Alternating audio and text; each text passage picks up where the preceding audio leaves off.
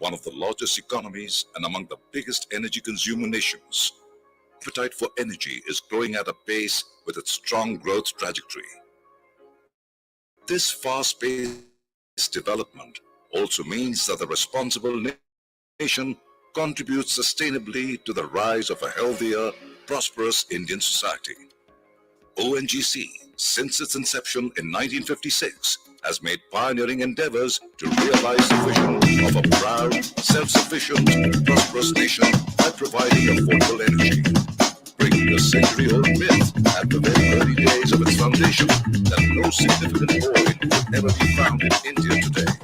ONGC is successfully producing oil and gas from Ekamra.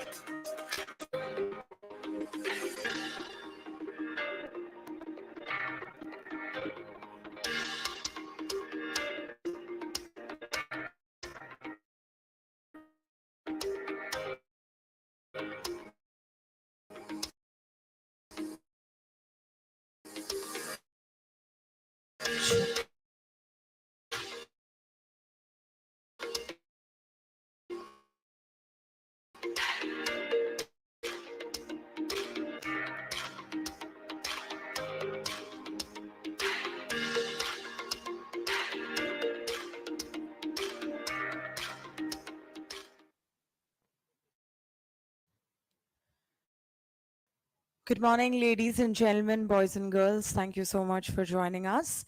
We all know this is the season 5 of Ekamra Sports Lit Fest, and we are extremely thankful all of you to please settle down in just a few minutes. So, once again, have a thank all of you for joining us. All of you, sit down. Thank you.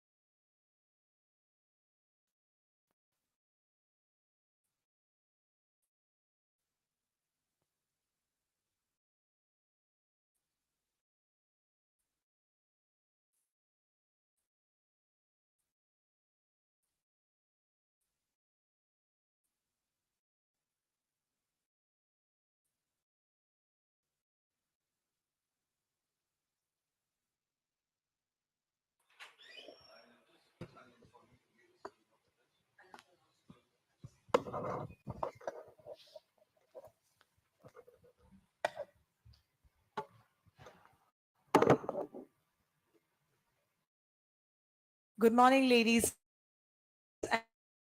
and gentlemen. A very warm welcome to everyone here for the journey of the Ekamra event begin in Bhubaneswar in 2018 with tremendous support of the Odisha government. It was a huge boost for us to have Honorable Chief Minister Sri Naveen Patnaik to personally inaugurate the first event. Since then, the Litfest has traveled to other states of India and overseas. And now it is our privilege and honor to have the event back in Bhubaneswar. What an amazing homecoming! And now, ladies and gentlemen, it's an absolute privilege and honor to be requesting Dr. Arvind Kumar Padhi, Principal Secretary, Department of Agriculture and Farmers Empowerment, Government of Odisha, to kindly present the keynote address and festival opening. A highly experienced bureaucrat, and we are very, very fortunate to have him here for the keynote address and the festival opening. So, please.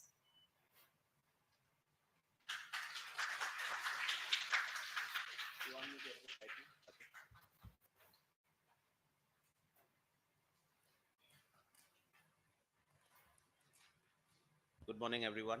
I hope all of you had breakfast today. कि उपवास रे नाहंती तो I mean all of us has had breakfast today. So if we had breakfast today, so let us of course thank the cook or the hotelier, but let us also thank a farmer. Okay, so some applause for a farmer because I'm representing the Department of Farmers. And without food is something which you cannot produce in Xerox machine or anywhere. So that's where I wish to thank Mr. Sandeep Mishra for this opportunity, also the sports department. But Dr. Dilip Tirki got me connected to this event. So I wish to thank Dilip ji also for this wonderful opportunity. I just met David Watmore. Uh, he would be coming very soon. You remember when he would make Sri Lanka win the World Cup in 1996. Of course, he also contributed immensely to the Bangladesh cricket. Sridhar and others who are very well informed would know, but I'm just speaking from my common sense and some little bit of research and contributions from my friends. Uh, uh, we often see literary festivals in many parts of our country where there could be a sports section in those literary festivals. But as far as we know and we understand, this is perhaps the only sports literature festival that we have heard of. I'm told that this started in 2018 in Odisha, and after 5 years, along with the Hockey World Cup, this has returned to Odisha again. So I would like to thank Sandeep Mishra for this wonderful event. I would say that the journey of sports in Odisha and the Sports Literature Festival has some parallel. And I hope we would continue to grow together again in the years to come. As I informed in the beginning, I am the Secretary of the Agriculture Department. And one thing I would like to emphasize is on the importance of creating food systems and food culture that nourishes our human body system and provide nutrition. In search of food security, we have often undermined our nutrition security. But I will just tell you our little bit of our story. But it is not surprising to me and many of you who come from Odisha that many tribal communities are showing amazing aptitude in sports. This is not just because of an active sporting culture, but also due to the diversity of the foods that they traditionally used to consume. During our last Hockey World Cup, I would ask Dilip Tirki and many other sports persons, many of them are tribal boys and girls, and they would say that it is the food that mattered in their sports journey. The landscapes and the foodscapes, they build resilience and strength in their bodies. In our department, we realize the central importance of such an approach of food having an impact on the career of a sports person. I would just like to give you some statistics which my team has provided me.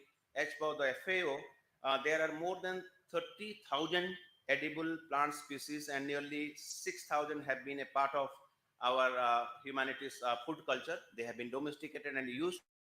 30,000 plant plants which could provide us food, and out of those 30,000, 6,000 are the ones which are being used by the humanity. But over the last 100 years, 1 century, we see that the diversity of this food has come down to only five: rice, wheat, corn or the maize, soybean, and potato. These five food, plant-based food, they constitute 60% of our energy intake. So let me tell you, and you are a very informed audience, diversity would be key to our well-being and health. That's why I'm very tempted to tell you, because we are in the Kalinga Stadium complex. Those of you who would not have visited, you can see one of our millets cafe, millets Shakti cafe there. My team from the Odisha Millets Mission are also there. If you wish, we can conduct you. There is a food stall outside this particular venue, which is organized by our Millet Shakti cafe persons. So, as a part of our flagship initiative, the Odisha Millets Mission, in association with the sports department, they played a very vital role in promoting this.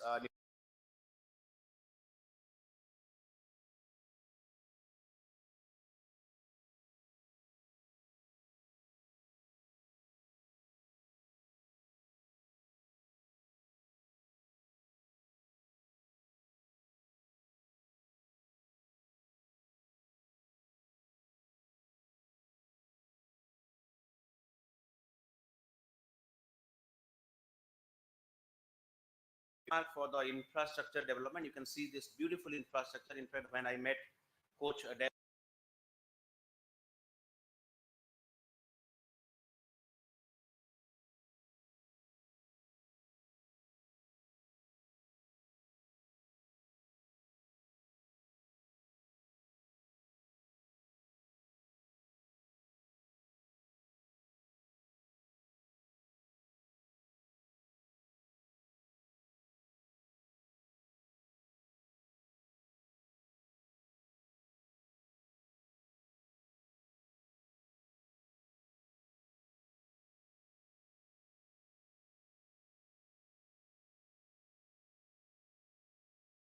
gathered here is to find ways to document our traditional sports, especially our tribal communities around archery, hunting, and many others.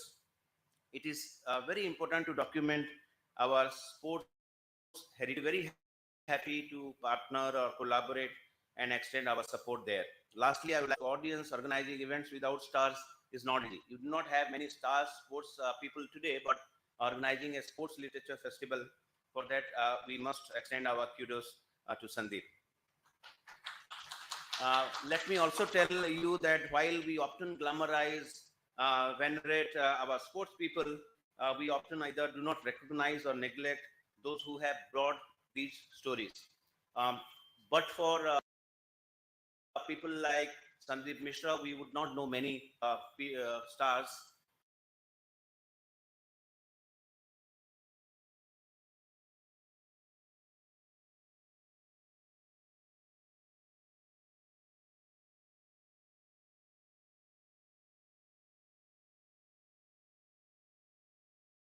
who are not known to many of us, but they bring them to the fore. So when we read any sports magazines edited by people like Sandeep Mishra and many others who are present here, we must retain that interest and in fact build that identity. To Mr. Sandeep Mishra and all of you who are literally our heroes of sports journalism, I would like to extend my gratitude to each one of you. Thank you once again for this opportunity. Thank you.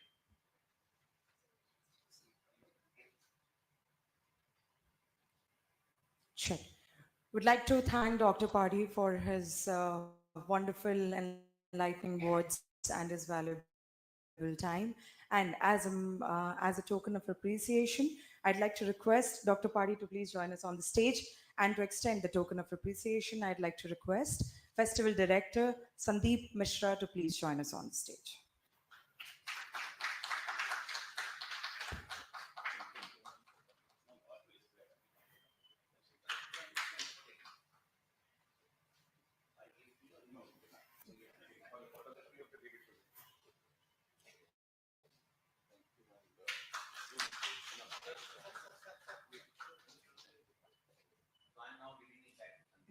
And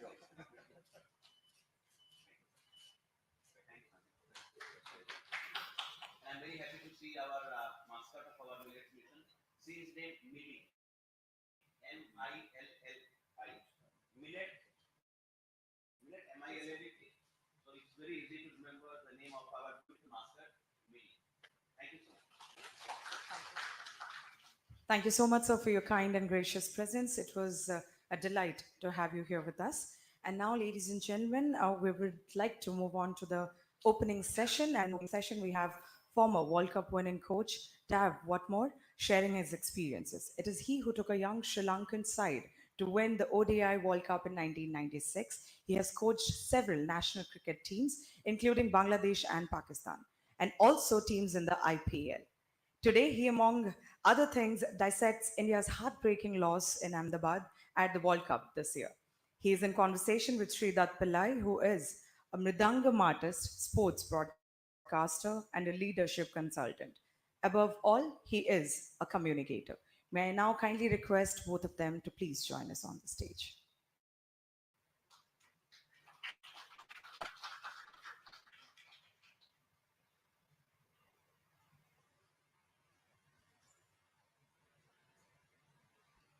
Well, they'll be joining us on the stage in a while. Meanwhile, I'd like to thank each one of you for joining us today.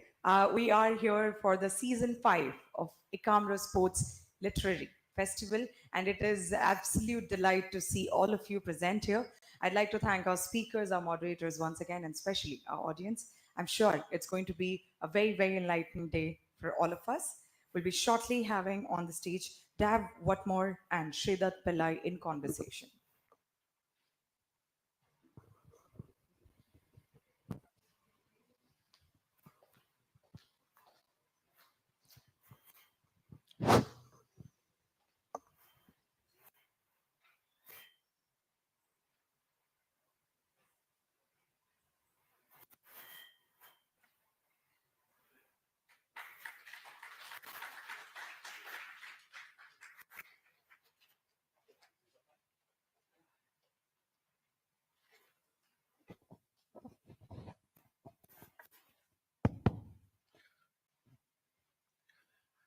Good morning. Right, so the first session always, is a bit of blues around, but for sure it's going to be a clash of accents. But let's hope that's going to be a very productive one. So I've been told it's 30 minutes and plus 10 minutes of questions. Let's make the most of the man available over here. And to start with, Dav, warm welcome. Been to Bhubaneswar before? I have, quite some time ago. It's always nice to come back. And I can say that I'm a little bit privileged to be part of a sport that, hundreds of millions of people follow, not just in this country, but also abroad. Right. But I do really appreciate the skills and the talents of all other sports, really. Olympic Games, Commonwealth Games, Asian Games, just wonderful. So I'm happy to be Right. playing a small part of Right. today. Just scanning through the crowd, and I don't know how many of you would probably associate with this, but people of my age would definitely do. Let me tell you this, Dav, we used to hate you, right? And the reason is 1996. You guys broke our hearts twice, once in Delhi and once in Kolkata. But that can wait. Let's start with what happened barely a month ago, 19th November. So the entire India were prepared, right? We were looking at, it was a matter of when and not if, 10 matches on the trot. We were a juggernaut and seemingly invincible, but Australians again became the world champion 6 times. So now you were a part of the media during the World Cup as an analyst, as an expert. What I want to start with is your feelers when before the World Cup or before the final to be precise, and once the final started and once it's over, and not Dav, the television presenter or the expert, Dav, the coach. What exactly were your feelings watching that final between India and Australia? Okay. I'm sure that everyone here would agree with me that India was clearly the best team in the competition. clearly. There was no question about that. I'm not saying that to be nice, but that's a fact. And sadly, it didn't happen. Lots of things that come into my mind as a coach. Um, and I'm really sad for all these people. I'm sad for myself because I went out on a limb also and predicted that India will lift the cup for the third time and it'll be an early finish. How wrong was I? you know, like lots of other people. Um, and there were reasons for these things that happened. And I just wonder, people out here, some really good scribes with cricket, would ask a question or two about, the very first game that India played in the World Cup. The first game, Australia, and they played the last game against Australia. And it was very similar conditions on the surface. Can we ask, why was Australia playing India in Chennai? Why weren't they playing Afghanistan in Chennai? Why did India play Afghanistan in Delhi on a flat pitch? I don't know. I'll leave that up to you. But clearly, to me, there were a lot of similarities between the surface that we saw in Chennai and the surface we saw in the World Cup final in Ahmedabad. So it was a difficult situation. India clearly was the best team. And if you look at the very first 5 games, they batted first. And the second 5 games, they batted second. And so when you bat second, you only chase the score that the opposition has made. So there weren't too many big ones. I think the highest was, I've got here, 273, 274 against New Zealand. Afghanistan also scored a 270, but India got it easily. All right. So the last 5 games, including that semi-final, they were averaging something like, 30 plus boundary fours in their batting. And they were averaging sixes, 15 sixes a game. Too good. They're just blasting opposition teams, except for the final, where they only scored 13 boundaries, 3 sixes in the final. Wind the clock back to the first game against Chennai, 14 fours and 2 sixes. Okay, they were chasing 200, weren't they? 199. Right. Yeah. But the point is, do you understand what I'm saying? It was all relative to the surface that you play on. And that team was so talented and could easily have accounted for the Australian team, except for the difficulty of that pitch when you lost the toss. Yeah, that's what a coach does. He counts a number of 4s and 6s in a certain period, which we don't normally. But if you are the coach of Indian cricket team at that point, what would you have done differently? Of course, we attribute the loss in the final to the pitch, the black soil that was used. And maybe a lot of people say the law of average had to catch up because it's too good to be true to win 11 matches on the trot. But my perspective is a little different, Dav, here. If you look at Australia as a team, as a world champion, cast your mind back to 99, 2003, and 2007. They won in different conditions, and they won from different situations as well. They had to win 6 or 7 matches on the trot in 99. They were almost down and out. In 2003, they were tested only by Sri Lanka to some degree. And 2007, they steamrolled everybody. So, yeah. So, a champion side would want to come back from difficult situations. 240 was not a big score, but it was a defendable score. And the classic example is 213 runs, which Australia managed to defend against South Africa in the 99 semi-final. And you had a magician called Shane Warne. So, what do you think India could have done differently from wearing the coach's hat? This is in the final this year, right? Yeah. In 2023. Um, yeah, look, Virat Kohli was batting really well, along with his partner. Um, yeah. And you couldn't really blame them at the time because the way they were batting for 50 overs. So a lot of people were saying, oh, they could have been a little bit quicker. They could have, taken a little chance here and there. But I felt they were doing the right thing. And it wasn't their fault that they got out. Virat Kohli got out to a very unusual ball that stopped a little bit and bounced and didn't come on to the bat.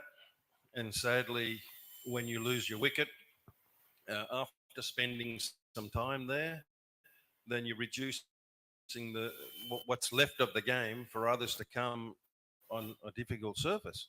So they were actually batting for 50 overs. And when that happens and you lose a wicket or two, then that prompts, people and experts to say, well, they should have done this differently and they should have done that differently. With the benefit of hindsight, it's an easy game, right? But to me, I totally understand what was going on in their minds, and I agree with it.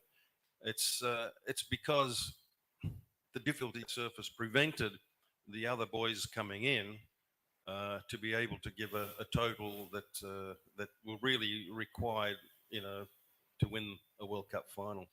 Right. So, Australia, you know what you're going to get against Australia.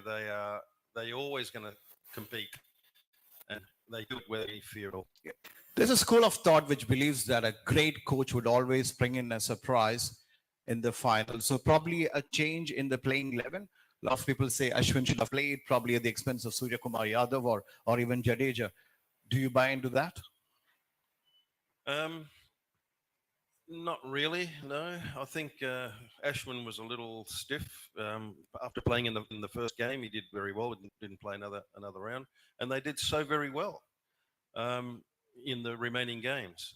And then you had a forced change in the attack when Hardik Pandya got injured, and that brought in a wonderful pace bowler in Mohammad Shami, who really set the whole World Cup alight. No, I think the short answer to that question is no. But Ashwin is just a wonderful, wonderful player. And also that reminded me also in that final, why did Mohammad Shami open the bowling when all his success has been at number 3, the first change, and Mohammad Siraj was the guy that shared the new ball with Bumrah. So it was a little panic maybe that was set in. But Ashwin, okay, hindsight again, probably Ashwin might have played. Right. We all love Rahul Dravid, don't we? There's a tricky question here. So Rahul Dravid, the great wall of India, a tremendous batsman, a legend in his own right, one of the greats of all time. How do you rate, and please don't be diplomatic here, how do you rate Dravid as a coach? You know what happened the last Australian coach? If you remember the Chapel Gate. So I know it's a tricky one, but then how do you rate him as a coach? Well, that's a difficult one, really, isn't it? I mean, I'm not here to judge other players. I mean, there've been many times when people ask me about, what would I do, and then it's difficult to sort of, to answer that question, particularly when I was coaching an opposition team or still in the game as a coach. At the moment, I'm not. Yeah, but I'm still have he's professional mate of mine. So I understand the difficulty in coaching.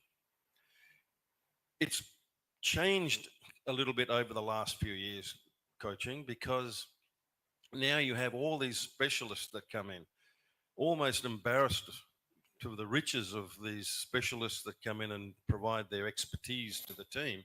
And you have, I think, India carrying more than 12, I think, support staff. Each had a specific job to do. So the coach these days is more important role of managing and controlling and shaping the way the way the team plays rather than any specific um, technical stuff. Sure, you need to know your technique, you need to know your tactics, and you need to give some good feedback. But there are specialists that do all that. So how do I rate Robert? I think he's very good. Um, Sadly, he hasn't got that on his CV though. An ICC tournament that's come and gone, and one that really did get away. So I'm sure he'd be really upset along with everyone else. But he's got another opportunity coming up in the next 6 months in West Indies and America. So I'm sure that they'll be directing all their energies into ensuring that India is in the last game. They play off in that last game, and when you do that, you have a chance to win a cup. So I'm trying to go a little deeper into the personality trait, and all of us come with a certain personality, right? How much of that has to be worked on or kind of changed when you deal with, for instance, a lot of people think that Rahul Dravid was very successful with the under 19 team because he could tell those guys what to do. But when you're dealing with the likes of Rohit Sharma, Virat Kohli, Bumrah, the superstars, then the style of communication has to be a little different. A. B. Greg Chappell, for instance, he was somebody who always liked to be, right up there, in the limelight, talking. Gary Kirsten, on the other hand, was entirely a different kind of personality. So Dravid, for instance, is probably more in that mold. What do you think should be an ideal personality of the coach? Well, really, the coach doesn't go and do the hard work on the field. What we see in competition is the result of all this other stuff that goes on before competition begins. So, the area where the coach is most active is everywhere else other than the game. Once the game starts, then it's up to the players. And I've always had always, and I'm sure every coach will agree with this, regardless of what sport, the players make the coach, not the other way around. It's the players that have to go and do all the hard work, and that reflects on the ability of the coach. So, what does he do? Well, I've had in my time over the years some match winners also. Muralidharan, Jayasuriya, Aravinda. Um, what do I do as a coach with them? I can't say, "Hey, Aravinda, come on, you got to bend the knee more and transfer the weight. Make sure that bat hits with the full face of the bat." I only played 7 Test matches. I'm not going to tell him, how to play different shots. I can give some feedback. That's different. But so how I react and motivate these guys? Muralidharan, another one. I just say to them, just do your best. Right. Just go out there and try hard. That's all I say. And that's all they need to know. And every I'm going to say stars, but some of them are stars all over the world that I've coached. My question to them is, how can I make a difference to you? And invariably, the answer would be very similar. And they'd say, Coach, just give me confidence. Give me confidence. So it's the communication, it's how you manage and what you say to individuals that will make them feel at ease. There's enough pressure going on out there in any game, international game. I think you got to take pressure off. When you take pressure off, I think you have a better chance. You already introduced the name, so that's where I'm going to. If you would love to know what made Sri Lanka the world champions, they were massive underdogs. They punched above the weight. And if I remember right, I don't know, in 1992, when the World Cup was in Australia and New Zealand, they finished almost at the bottom of the table. They had just Zimbabwe, below them, and maintaining the same nucleus, right? They managed to win the World Cup. And you were brought into the picture. And for those people who might be interested in knowing, the entire Sri Lankan cricket board had about $30,000 in the bank, not more than that. And that's probably less than what somebody like Sachin Tendulkar would have earned personally. That's a scenario. But from there, if you score 40 marks, 50 marks, barely passing the exam. How do you believe that you can be the top of the next exam, right? That's exactly what Sri Lankans did. First of all, tell us about how did you happen to be in the mix? Because if I could recollect, you are the first coach of foreign origin. I know that you are a Sri Lankan as well as an Australian citizen, but how did it all come about? A, and B, how did you walk into, you said 7 test matches. That's your experience. How did you walk into a room with Arjuna Ranatunga, Aravind De Silva, and get their respect to start with? Yeah, good question. I have to be honest and say that I was lucky that they did accept me and Right. gave me a chance right at the beginning. You know, they didn't make it too hard for me. But lots of things came flooding into my mind as you were just talking. How did I become coach of an international team? That was the very first time I was coach of any team, apart from my club cricket in Melbourne, of course.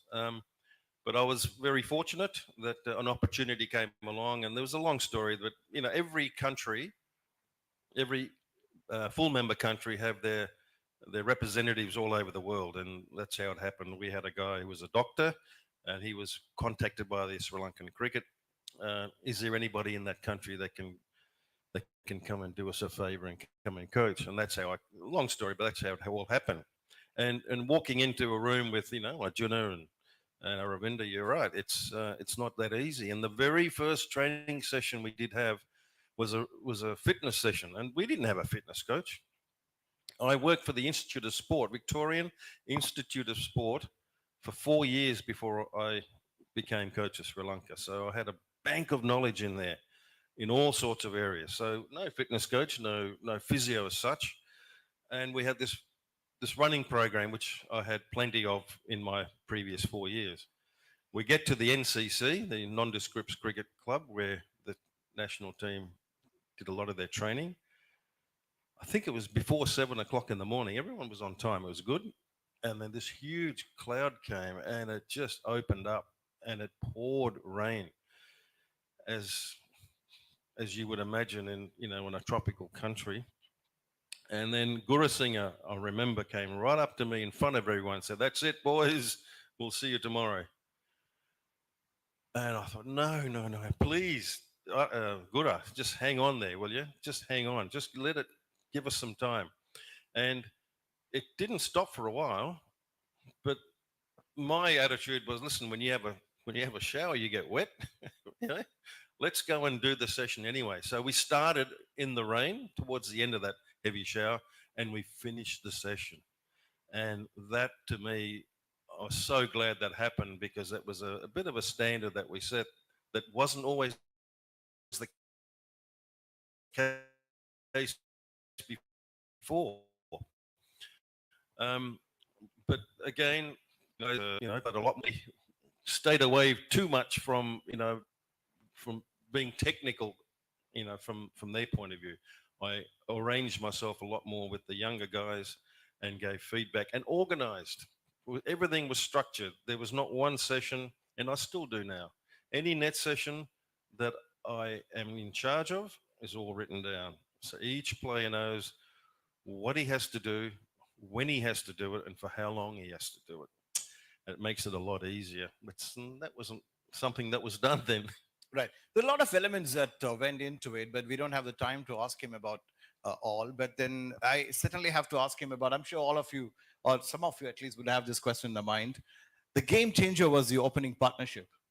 The ones who followed the Cricket World Cup, or the ones who have gone back in search of history, would know that traditionally in a 50-over match, if you are 60 for 1, 70 for 2 in the first 15 overs, you're kind of doing well. But to target 100 runs in the first 15, and two unlikely characters, Jayasuriya, who used to bat at number 9, was promoted up the order. Kallu Vitarana, who used to come at number 7. That improvisation, right? So we would like to know more about how it all came about, because that changed limited overs cricket forever. It did, and it was wonderful if you are a Sri Lankan supporter or part of the Sri Lankan team to see the utter chaos that resulted from that opening partnership. But Sanath was opening the batting when I came along in 1995. We toured Pakistan, and he opened the batting in 3 ODIs. We lost the first one and won the next 2. But before that, we played test matches very quickly. Lost by innings the very first test match and won the next 2. So again, it was a great start. So Sonny was opening the batting. So then we went to to Sharjah for this CBFC series. We beat West Indies. Now Australia. We had to go to Australia, and we got absolutely humbled in the test matches, but qualified in the World Series one-day competition. After game 2 of that World Series one-day competition, we were opening with Mahanama and Jayasuriya. Yeah. And the person who I credit with this brainstorming idea to get young Romesh Kalawathana to open was Dulip Mendes. No mistake. He came up to me, and I can tell you word for word what he said. How if we open with Romesh? Man, immediately it was like a light going on in a dark room. Okay. It really was. As you said, he batted number 7, and he is one of the sweetest hitters of the ball. But because where he played, there wasn't too much real estate in the outfield. So him getting promoted to the opening position, now there were only 2 players out of the circle for 15 overs. And it was a revelation. And I can tell you, he won 2 of the matches, I think his first 2 games.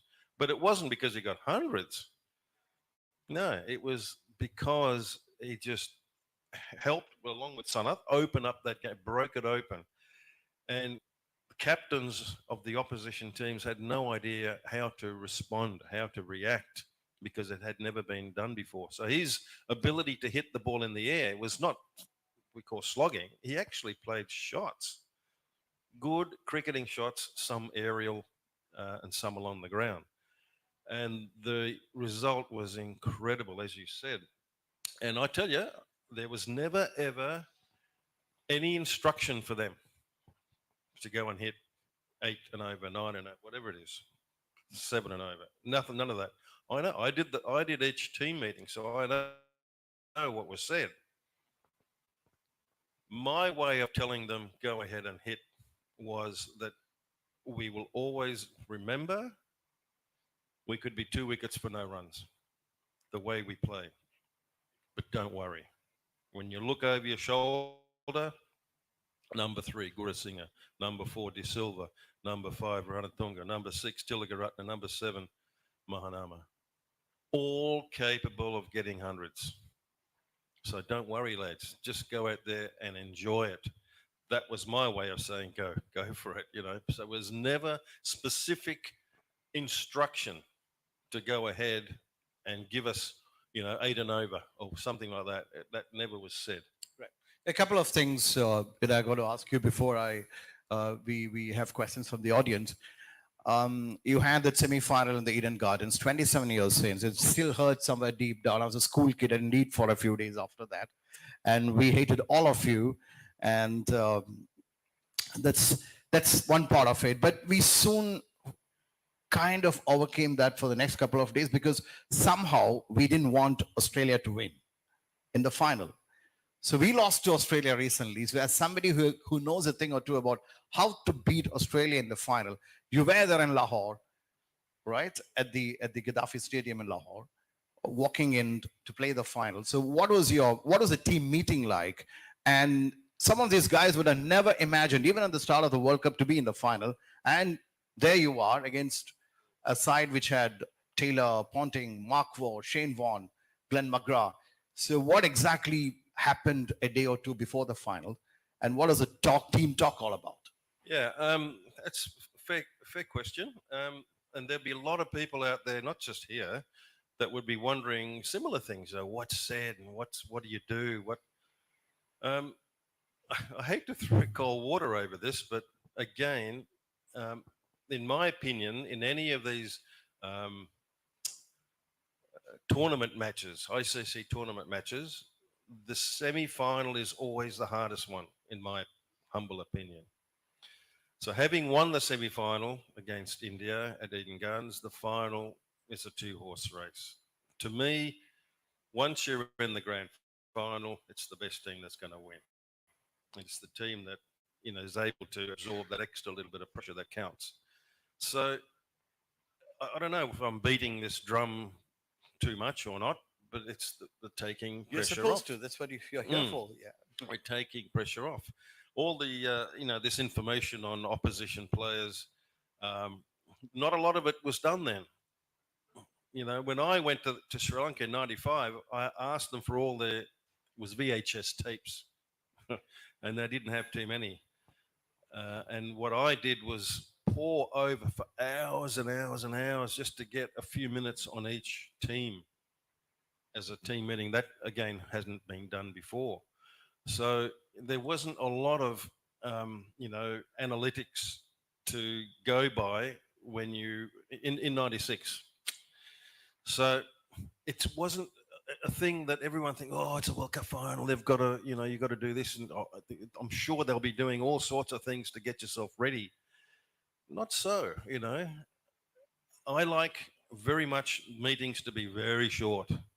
And if you ask any player, they'll agree with you. They hate meetings, you know.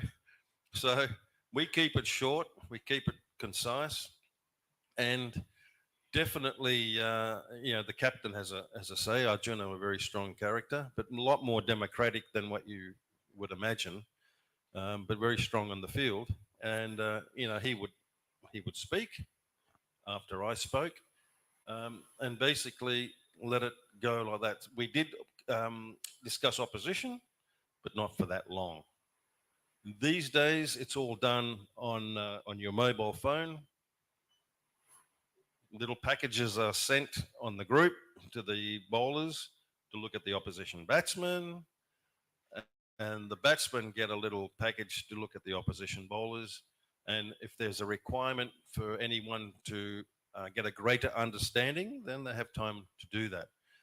So my understanding is that keep these team meetings as short as possible, and you'll be a winner. So that's how I approached it. And really, that's not just why you win it, right? Yeah. You win the World Cup because a number of things. You just got to have the inner confidence. I just knew we're going to win. It's hard to put into words. Players need to trust their ability. They need to trust their teammates. They need to trust their instincts, and never ever play with fear. You tick those boxes. I think you got a really good, basis to win, at least be competitive and win games. And that's what happened in the final. It was just an unwritten thing. It was not unsaid, just a feeling that me anyway. I knew. I just knew we're gonna do it, and the conditions helped as well. I have to say. Right. And must have been quite a reception that you got back in Melbourne when you flew back to Melbourne after that. No, but when you beat Australia and went back to Melbourne. Oh no, yeah, there was a few journos who were interested, but they were pretty upset as well. So that there wasn't too much of that. But Colombo is where it all happened. There was a lot of people happy. They're not as emotional as we are. Probably they use a bit of sandpaper in between. Anyway, one final question from my end. The topic of Muthaiya Muralidharan. So we all go through hardships in life, and some of those things could be career threatening, where you see darkness, there's no light at the end of the tunnel. And what he went through, no youngster should go through in any profession in life whatsoever, and that too in a foreign land. So what was your role, and what did the team management do to ensure that that talent ended up where he ended up, 800 test wickets? It wouldn't have happened. It could have been so easily nipped in the bud. So could you say something about what exactly transpired? I reckon that was a bit of a setup, to be honest with you. That there was a lot of so-called experts that were convinced that Murali was, had an illegal action, and we were tipped off a little bit of this before we toured Australia. Australia. Got a little bit of information official.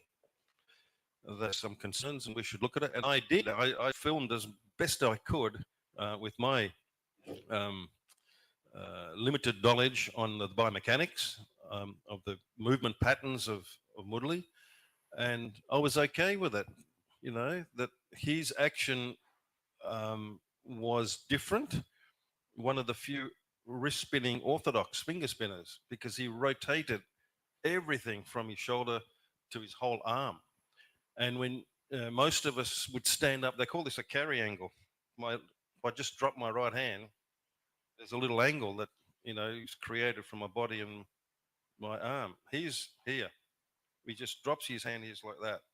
So, before anything else, he has a slight deficiency in that elbow. But the actual movement pattern of the bowling action is rotation.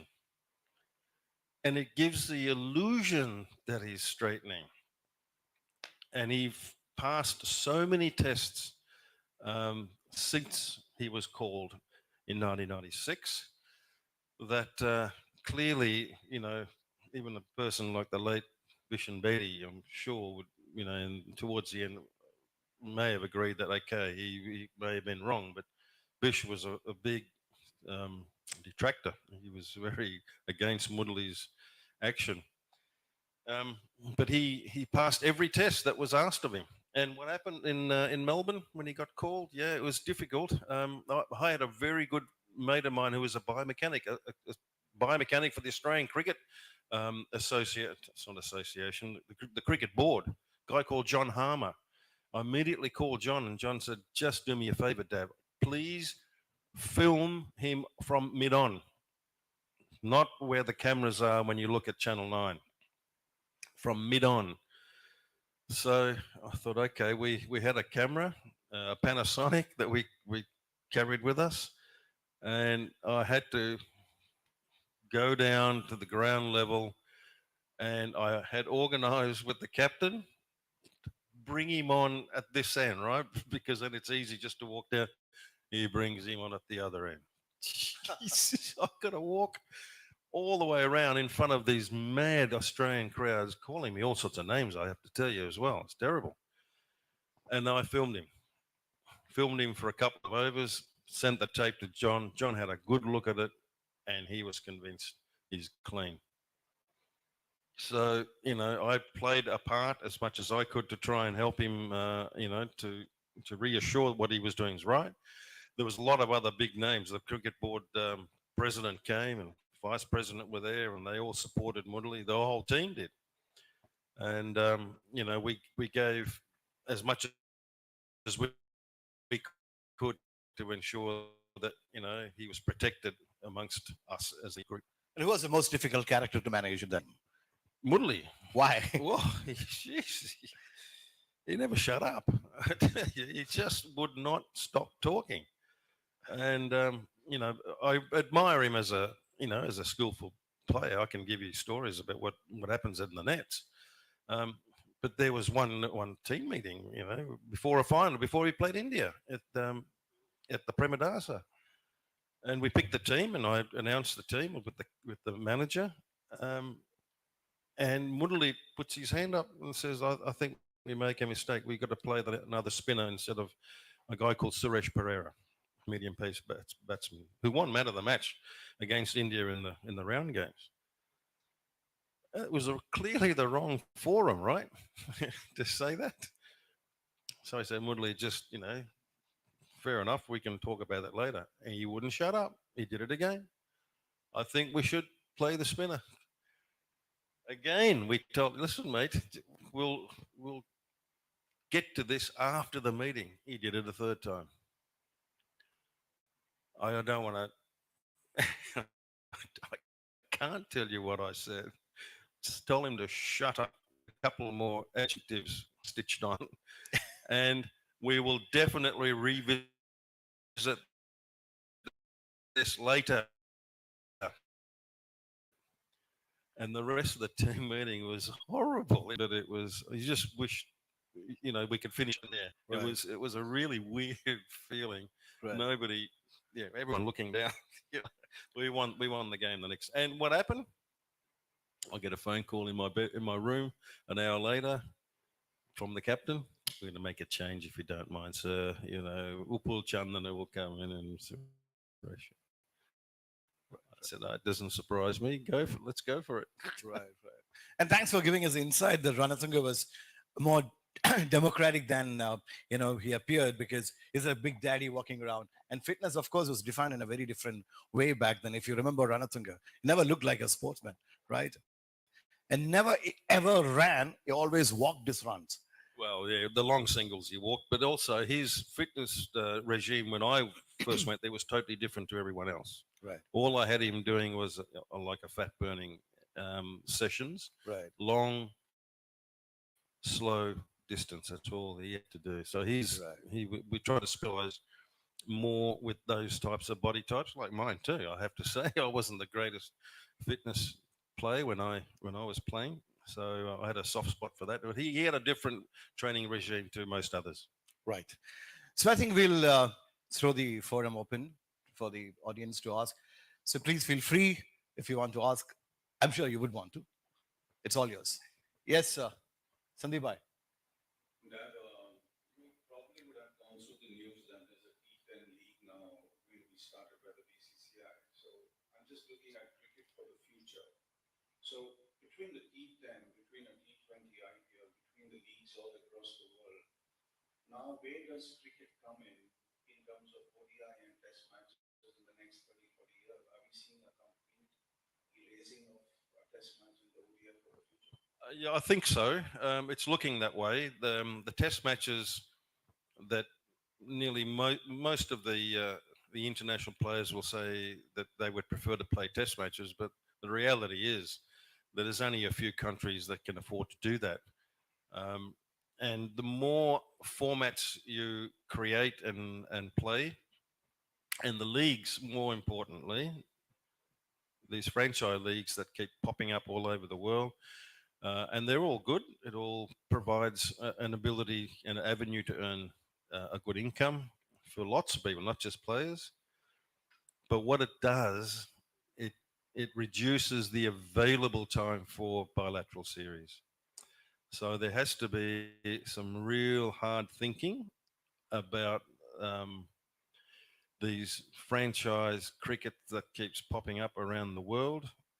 There are advantages for it, and there's certainly disadvantages for it.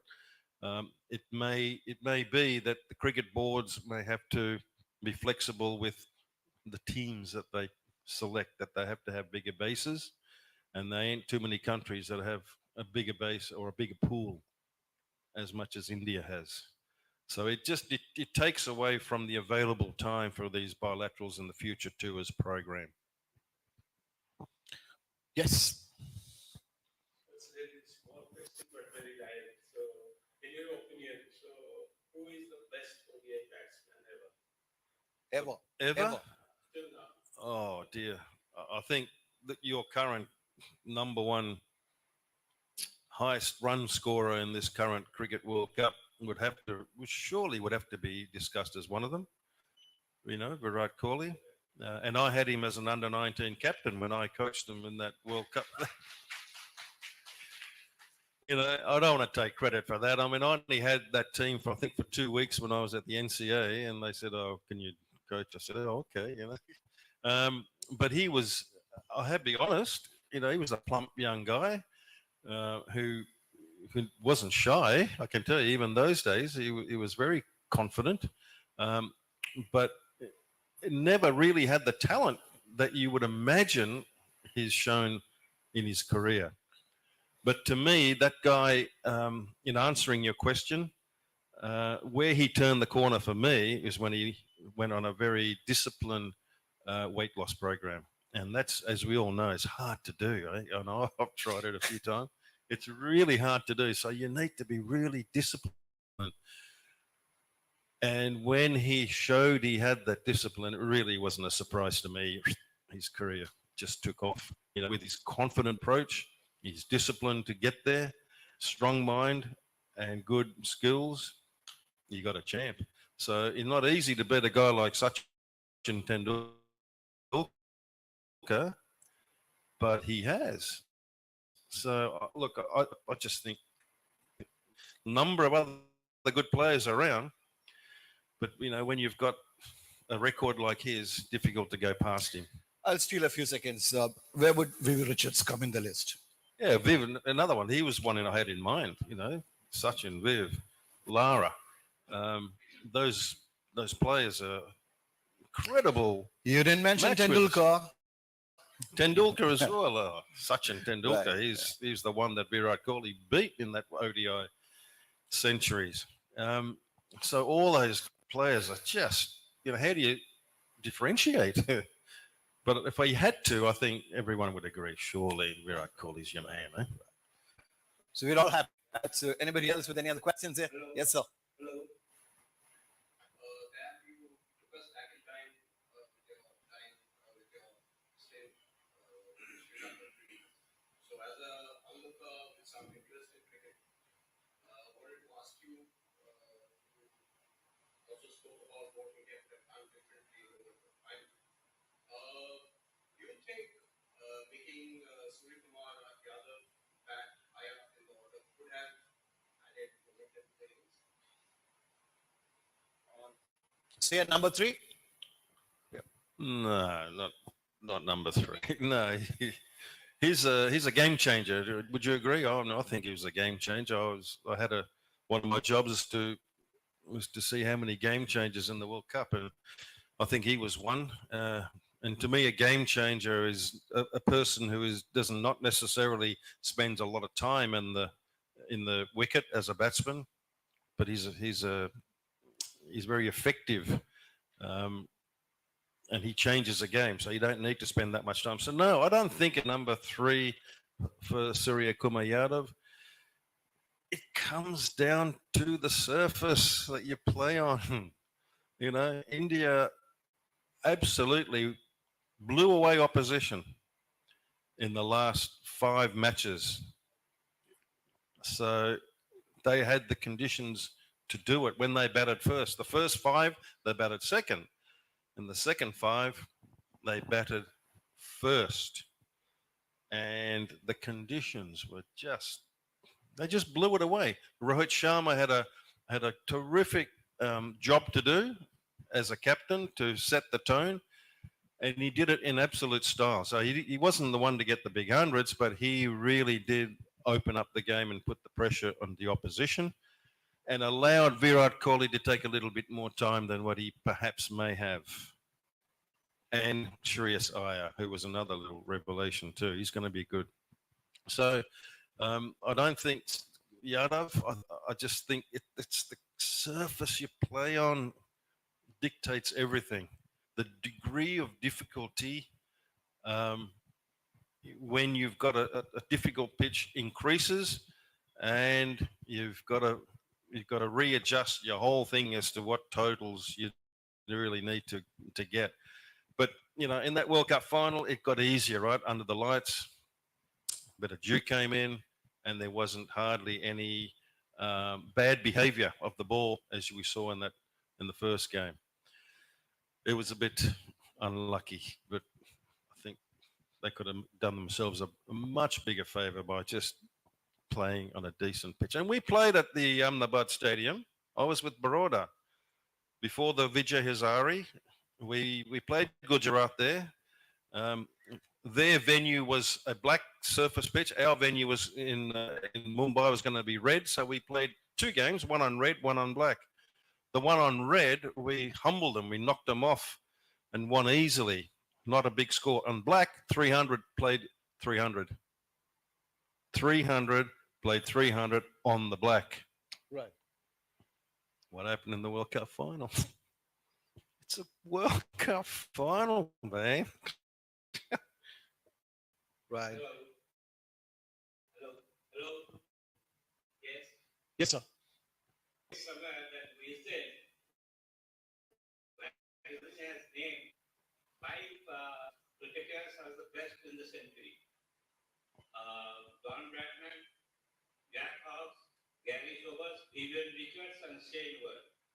How is it that Sachin Tendulkar didn't picking You ought to get it here. You'll have to. Well, they should add another one, make it 6, not 5. All those names that you just mentioned, great cricketers, aren't they? But maybe there will always be argument, always be good discussion on why wasn't he picked or why wasn't he picked. At the moment, with current day competition, is very visible. We see a lot on television to the point where it's saturated. So it's on the tip of our tongues and in our eyes all the time. But going back to Bradman, I wish I'd watched him play. I didn't see him play. I have a bat that he signed for me. Viv, I know, and a couple of other other names I didn't see play either. But a very good discussion point. Why isn't Sachin Tendulkar in there? Yeah. If someone can promise me in 10 seconds, you'll finish the question. Yes, last question. 17th of March 1996, I happened to be in class 12 when next day was our match exam, and on 17th they were playing against Australia in the finals. And I left every team to watch the match because Australia was playing in Australia. Yeah. We are of the same age, by the way. Yeah, go on. Probably yes. And the next day in the match exam, I failed in the exam. I passed. I'm different. Yeah. But thanks to you, I carried the story till now because it's a underdog beating a best team in the world. And thank you for it. I'm happy to be part of this event. Thank you so much.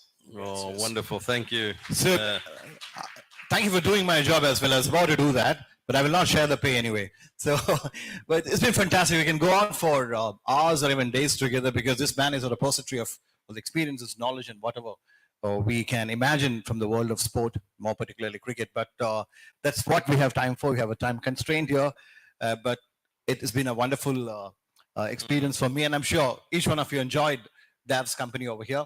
On behalf of the Ekamra Festival and my personal behalf, and on behalf of the entire audience, thank you very much, Dav. It's been a fantastic experience. Thank you. Oh, thank you. And thank you all for being patient and listening and not getting too many boos.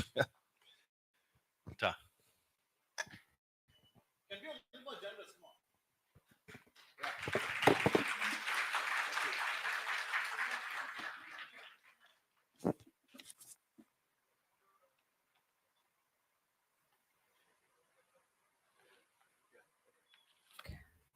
Check, check. It was an absolute treat to watch the fantastic Dav and Sridat in conversation. And I'd like to thank all of you for the gracious participation that you all showed. And we have a small token of appreciation for Dav and Sridat both. I request them to kindly be seated as I present it to them.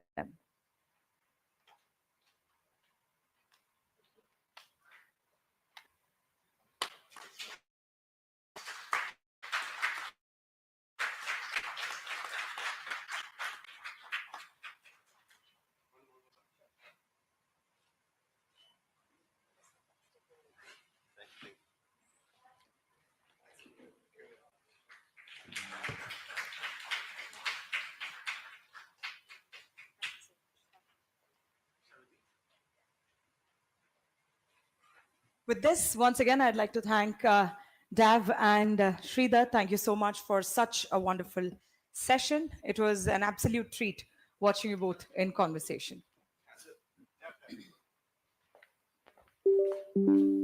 Ladies and gentlemen, we'll be shortly moving on to our second session. Tulsidas Balram, the boy, the hero, the tormented footballer. The session is about a story that needed to be told, as his contribution to Indian football often got lost when flanked by two other great names of his generation, Chuni Goswami and P.K. Banerjee. On the panel are Sudipta Biswas, author, former Indian captains Victor Amalraj and Shabbir Ali. They are the ones who know Balram the best, arguably the finest striker of his time. Shabbir was a prolific goal scorer both at the national and international level, while Victor Amalraj was a formidable midfield player. The moderator is very well-known sports journalist and editor G. Rajaraman. Raj, as he is fondly known, who has a versatility that is rare in Indian journalism. He traverses the world of sports reportage with a rare humanity for the athlete and deep understanding of various disciplines.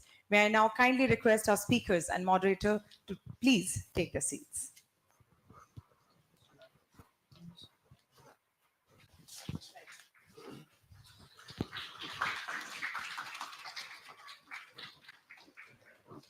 Good morning again. It's lovely to see you all. I was right behind you a short while ago, but a different role this time. My pleasure to introduce Sudipto and to thank him for what he has done for Tulsidas Balram, one of India's greatest football players. A lot of you may not be aware, but Balram was easily one of the superstars of the 50s and 60s. And there was a gap in literature which Sudipto has helped fill. I would recommend that those who love football, stop looking at Messi and Ronaldo and Suarez. Please buy this book and read it. It's beautifully done. It's a labor of love. But instead of me describing the book, I should ask you that question. But before that, another legend of football, Shabir Ali, and another one, Victor Amalraj. We could easily slip into Hyderabadi. हम तीन जन मिल गए तो हैदराबादी बोलते वो परेशान हो जाता, but we'll stick to English so that all of you understand rather than us getting into Dakkani, right? And Balram sir was born in Hyderabad. That probably explained the presence of so many Hyderabadis here. Without much ado, Sudipto, what were the challenges of writing a book on Tulsidas Balram? Not easy to get data, but let's hear it from you. Yeah, so the first challenge was not finding the documents. So about his career, whatever he has done, and the biggest challenge was the players who played him. They are not mostly alive. And first person I spoke with was Hamid, the 1960 Olympian. So I went to his place. He then gave me some photographs, the sneak peek into how Rahim Shaykh Abdul Rahim used to impart training to his trainees, and also spoke in length about Tulsidas Balram. That was just getting, it is kind of an oral history. So that is how I started. But there was a point when I started not pursuing this book because I was not finding any data. And at that time I was in Hyderabad, I met Shabir Ali. So then I also went to Victor Amalraj to listen to Professor of India. They gave me a lot of details about Hyderabad football. And he's from, Victor Amalraj is from Hyderabad, Ambogola. So that is the exact place Tulsidas Balram is from. So he has also given me sneak peek into how football was and how football scenario is now. That has helped me a lot because that's a way I can create the narratives for the book. And but still there was a problem, like how should I curate, like how he has played, all of those scenarios. Even though he has given me, I don't know why he has trusted me. There was a lot of football loving journalists, writers in Kolkata, but I don't know why they have never pursued this book, despite being such a legendary footballer living in Kolkata. So that's how I started, but problem again was that the no document was there, and then who should I approach? So for right kind of information, that's what I don't know. And then some of the people have come forward. They also don't know where will I get the data. But fortunately, I should say, in 1985, there was a magazine called Kala magazine that is published by Ajkal, Bengali newspaper. So they have done a autobiography of Tulsidas Balram. That's an unpublished autobiography. So but then they published it, but that is not available because while shifting the office from Kolkata to the Salt Lake, they lost all the data. So now they don't have in their possession. But somehow I found some of the issues of that magazine in a district library in South 24 Parganas in West Bengal. That helped me a lot. And then some of the footballers, like your father, Incarnation, has come forward. He has helped me with the information. then Victor Amalmas has given me data. Then there are lots of many other footballers who has seen him, like including Kumar Shavaswati who has played with him.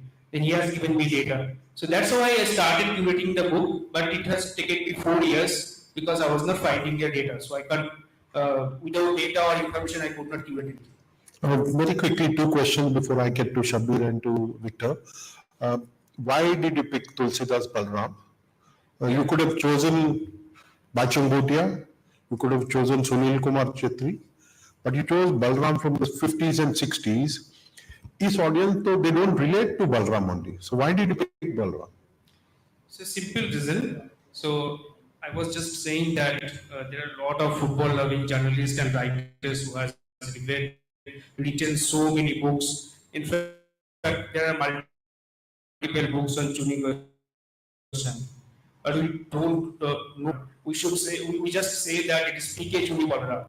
And my question was why, who is Balaram, and if he is famous, then why his name is not coming first? So we always say that Chuni Goswami is a famous footballer, PK Banerjee is a famous footballer, but Balaram is also a famous footballer. But was he better than them, or he's just less than them? Why he is less famous? So that is my question. But then at the same time, that was the question I was always countering with me, that why nobody has written that book. Somebody should write a book that says he's a legendary footballer I have been hearing from my parents since my childhood. So there is a simple reason I wanted to know who is the person. But he has trusted me. I don't know for what reason. I was in Hyderabad in the middle of the pandemic. I called him. In the very first call itself, my idea was not about writing a biography of Tulsidas Balaram. But he opened up to me that this is my career, this is all the details. My initial planning was about writing a book on Hyderabadi footballers. But then the way he opened up to me, I sensed that it could be a good biography. Thank you very much. That's a very candid admission that you were looking at London and going to Tokyo, looking at Hyderabad football and got Tulsidas Balram. This is something that is a valuable addition to Indian sporting literature. He broke it. He's called it Tulsidas Balram, the boy, the hero, and the tormented footballer. So let's talk about the boy from Ammuguda, which is like a little there. Can you tell us a little bit about Ammuguda of today and try and tell us a little bit about what Tulsidas Balram was to Ammuguda all those years ago?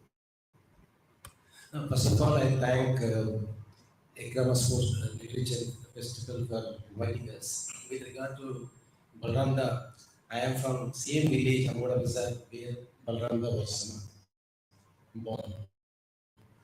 The football culture was in Ammuguda, that cantonment area. The Britishers came first. That's how the football culture is rising from there. Balramda used to play for Vikil Depot. Then he was very committed to what he called passion of football, and the culture, because of the culture, he has come from that place. Not only cantonment areas produced Balramda, Peter Tangaraj, WLM Rajnawadi, D. Kannan, then every with that senior Susi, junior Susi, all these players, And later Victor Amal Raj as well.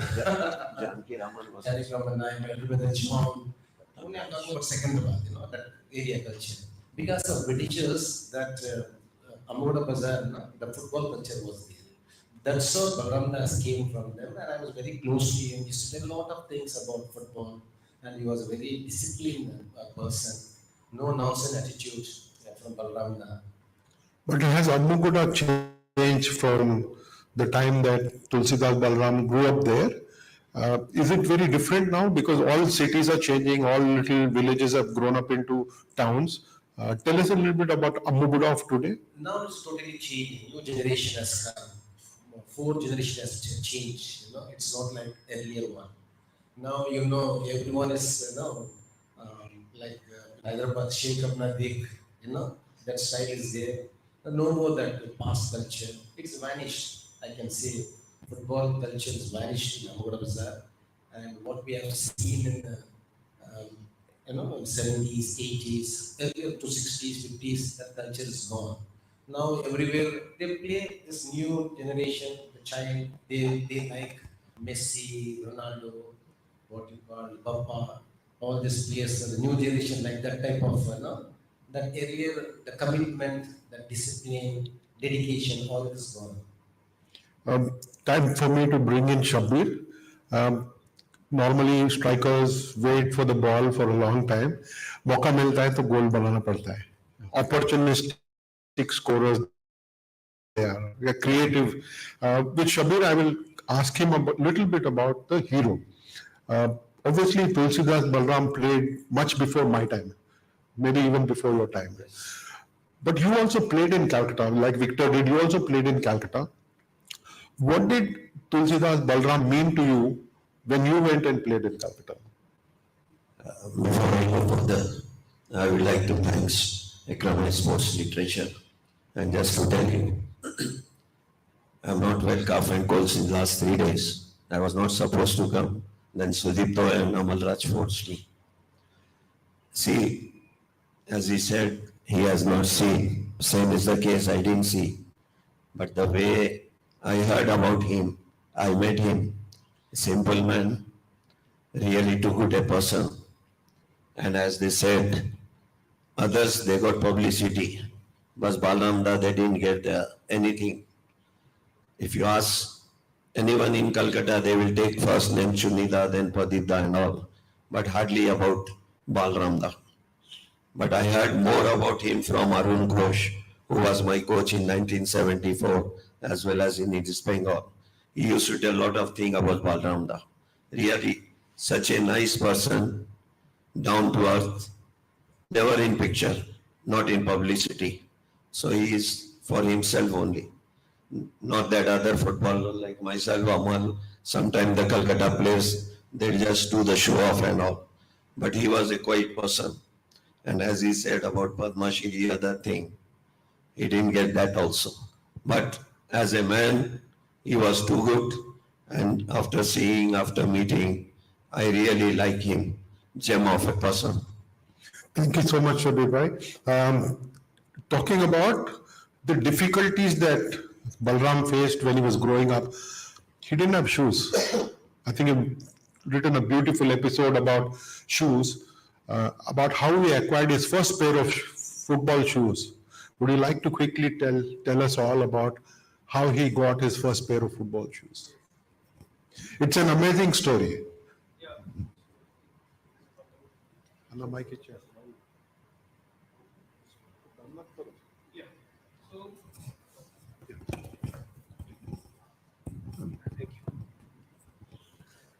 So I have to start with the point when AIFF had starting introducing football boots in India. Before that, Indians used to play barefoot. So in 1953, AIFF introduced the rule: nobody should play barefoot. So, but Balaram has did not have the pair of shoe. So, Let me pause you for a minute here. Balram sir grew up in very poor background. His father was a cook in the Rashtrapati Nila, which is the presidential palace in Bola, in Secunderabad. Family was large. I think even there were 3 brothers and 4 sisters. So many mouths to feed. So the mother would always discourage Balram from playing football. And that is where the story comes in, about how he met that policeman and got a pair of shoes. yeah, so he was playing for Amugura Boys. So that is one small club some senior players had built. But when the AIFF introduced that rule, they are playing in the Secunderabad League, and so he need a pair of shoe. But how should he buy a pair of shoe when he can't even, his parents can't even arrange food for his siblings? Then somebody suggested him that you should approach the many people because they should have a used pair of shoe they can give you. But meeting a military person, how will you meet and how will you approach? Like he was a small child at that time. So somebody suggested that there's a traffic person in the road, you should meet him, you should approach him and request for a pair of shoe. So, but then that why should that person entertain a child requesting for a pair of shoe. So he used to go every day and he could just say namaste, namaste, namaste every day. He did not say anything to that traffic police person.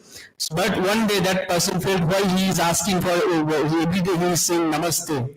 So he inquired about him. When he said that I need a pair of shoes, that's why I am approaching you. But I am afraid that you will beat me up. But at the first instance itself, that person denied that I don't have a pair of shoes from where I will give a pair. But he kept insisting and kept coming and then meeting the people and every day used to say namaste. And after that, after certain period, that person got fed up and said that I will definitely give you a pair of shoe. But that pair of shoe was torn off. So it was not in proper condition that can be used as a football boot. Then he made a cobbler who actually made it a condition that he could be used. That's how he got his first pair of football boot and he started playing football.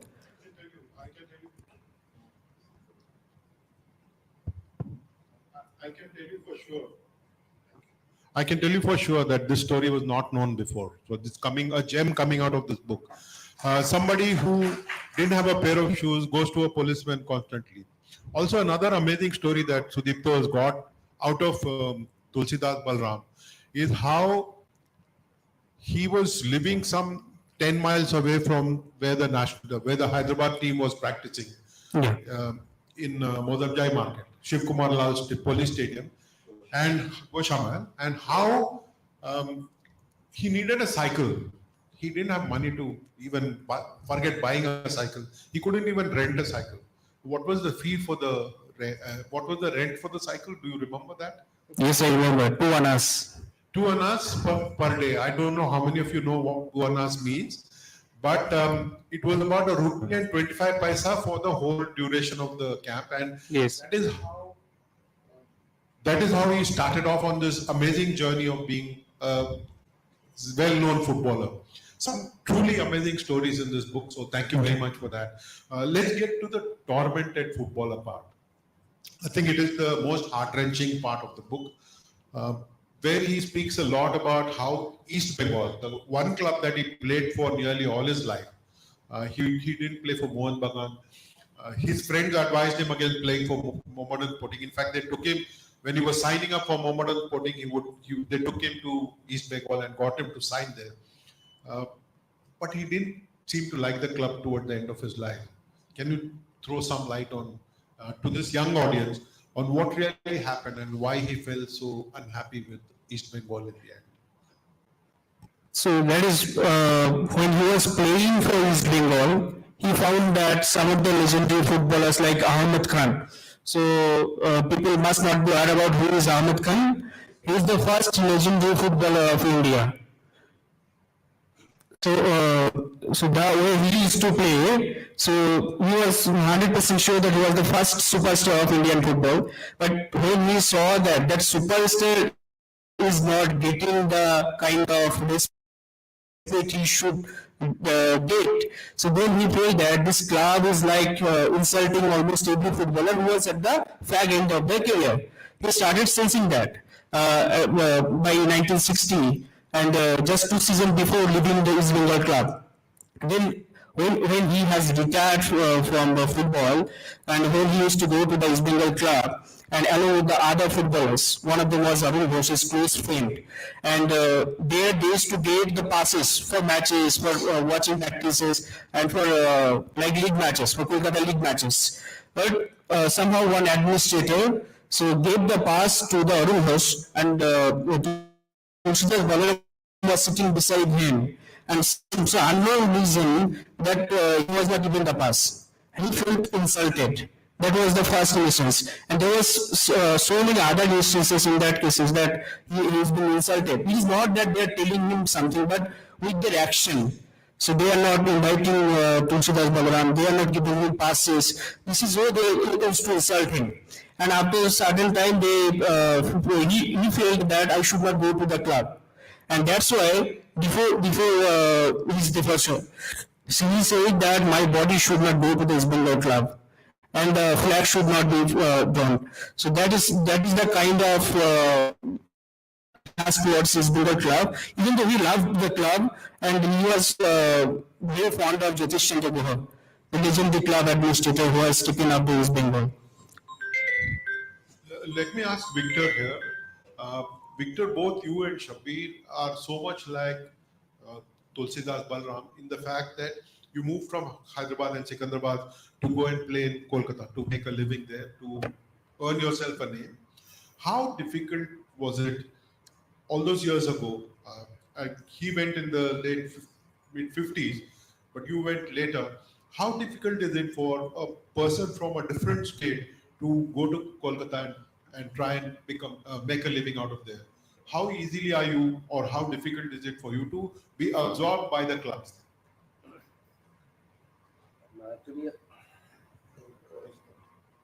To be honest, to play in Calcutta, it is not what you call so easy. They used to tell those days, Calcutta is the Mecca of Indian football. So to play in big clubs, you have to work hard. You should more what you call committed, dedication, a lot of things. Thanks to my elder brother John, who was playing for Magnus Sporting Club and his Bengal club. So that's how he pushed me. Though I got job in railways, after winning 76 junior nationals, that's my Andhra Pradesh. So he told me that don't work in the government, state government, central government. Go to Calcutta. There you have more what you call exposure, more what you call name, fame. That's how we moved to Calcutta, and fortunate to play not only big three clubs and also played for Bengal State. So that's a big, huge, what you call, thanks to my brother for pushing me to that football culture. Shabir, let me ask you the same question. How easy or difficult was it for a Hyderabadi like you to go and settle down there? I'm trying to get a sense of what Tulsidas Balram would have faced all those years ago, before your time. How difficult or easy would it have been for him? मैं आपसे समझना चाहता हूँ. See, my case is little different. Most of the players, they went first to Calcutta. But in my case, when I started in Hyderabad, I never thought I'd become a player because like Amal has got the elder brother in Hyderabad, most of the relatives, they used to play. But in my family, nobody was a footballer. And what Mr. Rajaraman said some time back about Mr. Balram, that very difficult, a lot of things. Same was the case with me because there was a saying in Hyderabad, पढ़ेंगे लिखेंगे होंगे नवाब खेलेंगे कूदेंगे होंगे खराब, because parents, they were not that much encouraging. But luckily, when my parents saw him playing, so they allowed me to play. After playing in Hyderabad, I went to Bombay. When I went there to play in the Rovers Cup, one of Mr. Rahim's sub assistant, Hussain Saab, gave me the job. Before that, I never thought okay, I will leave Hyderabad and go to Bombay. When I was in Bombay, I played for 5 years. It was a little difficult. And compared to Hyderabad football that time, hell and heaven difference. In all things, you can say. Going to tournament, facilities and other things. But after that, it came into mind, we'll go to Calcutta and see how Calcutta is. But everybody was surprised, including Arunda and Balramda. When I went to Calcutta, they said, Shabir came late, plus basically he's a one-touch player. It's very difficult to establish in Calcutta. But luckily I went. Another problem, maybe you must be knowing, before the transfer period was there, you have to apply in September and you will be able to play in April only. Some technical difficulties, I got a chance to play in August, not in April. After 10 months I played. So it was not that much difficult in Calcutta because I'm used to play in Calcutta. There the ground is much worse than the Calcutta muddy ground. Oh, and another thing, I stayed there for 5-6 months and I played done my practice over there, so it was not that much difficulty for me. And another thing, after getting everything settled down in Bombay, played for the country, then I went to Calcutta. But Calcutta really is a different thing. The way they love, the way they take another incident, I'll tell and finish my thing. When I played, it was 2nd August instead of April, and East Bengal were out of the place.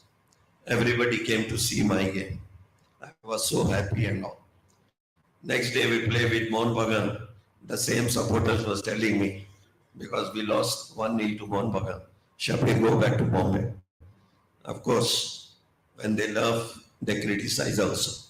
But no comparison with Calcutta with any other city. Sudipto, something similar happened with Tulsidas Balram. Yes. East Bengal fans who loved him so much started hating him a little bit.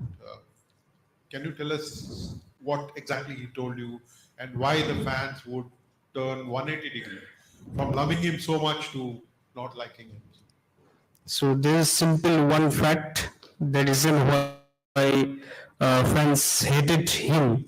That is because his inability to score against Shahid Abdul Rahim's Hyderabad Police and later Andhra Pradesh. Whenever he played against Shahid Abdul Rahim's Hyderabad Police, so he could, and later Andhra Pradesh Police, so he could not score. So basically, he could not help East Bengal win against S.A. Rahim's team. But people could not understand the fact that that team has a coach called Rahim, that legendary coach, who has vision, who has all the modern activations that a coach needs. So, but at the same time, East Bengal or any club from Bengal, they don't have or they did not have the coach. They used to have a trainer who used to impart physical training to the clubs, and then they used to like club officials. I've heard it from Tulsidas Balaram that they used to consult the senior players to form the team, the first 11. So that means they did not have the coach. And in 1961, by that time, Hyderabad Police has dominated Indian football from 1950 to 1960. They have won the sports. If I am not wrong, they have won those 8 straight times. And they also won the World Cup. They also won the DC to all the national level tournaments. Except for that IFSU, that is because of the difficult to play in slashy fields in rainy season.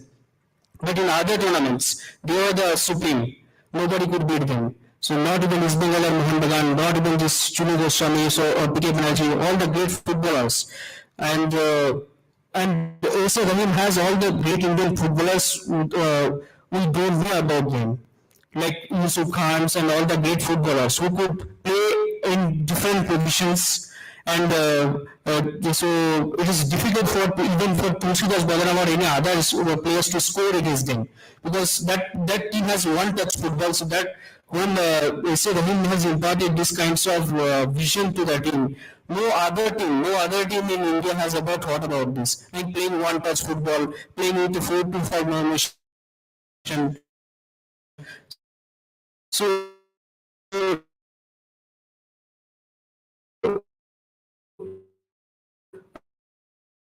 no other club at the time was thinking about this. So it is from Hyderabad or club from any other state. Tulsidas Balaram was very close to Shahid Abdul Rahim, and because of that, people he will get selected for the national team. So that kind of feeling East Bengal fans have developed this team. And as you asked me, like why he refused to come to the East Bengal tent afterwards, that is one of the reasons that people started hating him. People started accusing him that he is not scoring goal against Rahim's team. So, Sudipto's mentioned Rahim. Rahim was easily India's greatest football coach. Perhaps one of the persons who was well ahead of his time.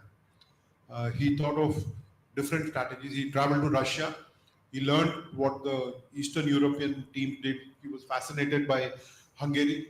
Hungary, the team was known as Magyars back then, and they dominated European football and world football.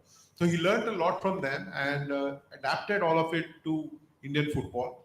And I think he will forever remain the greatest coach India has seen. I'm sure both of you will agree with me. Also, the other thing that comes out in the book very strongly is the fact that uh, Balram did not get the Padma Shri. He went very close to it. Apparently, one night the police went and did the verification, and they told him congratulations. The following day, when the announcement happened, his name was not on the list.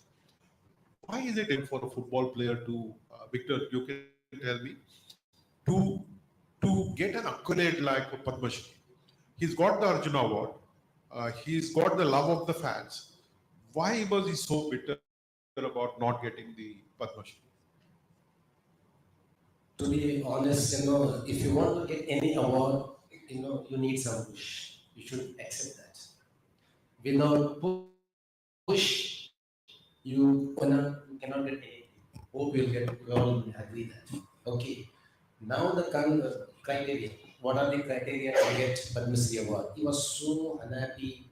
He was so frustrated. He used to blast, federation, state association. It was very annoyed because he was like my brother. I was very close to him. I know whole family. I know when I read this book, everything I'm laughing.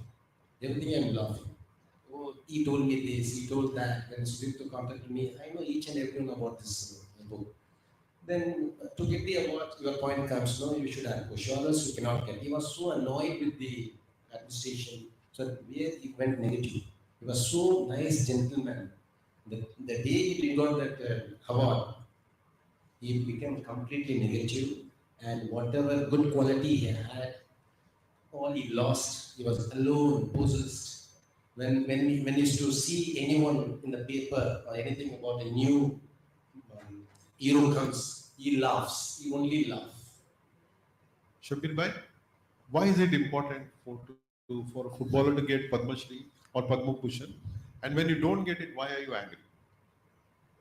See, so many footballers, sports person, they represent country, they become captain, they played for so many years.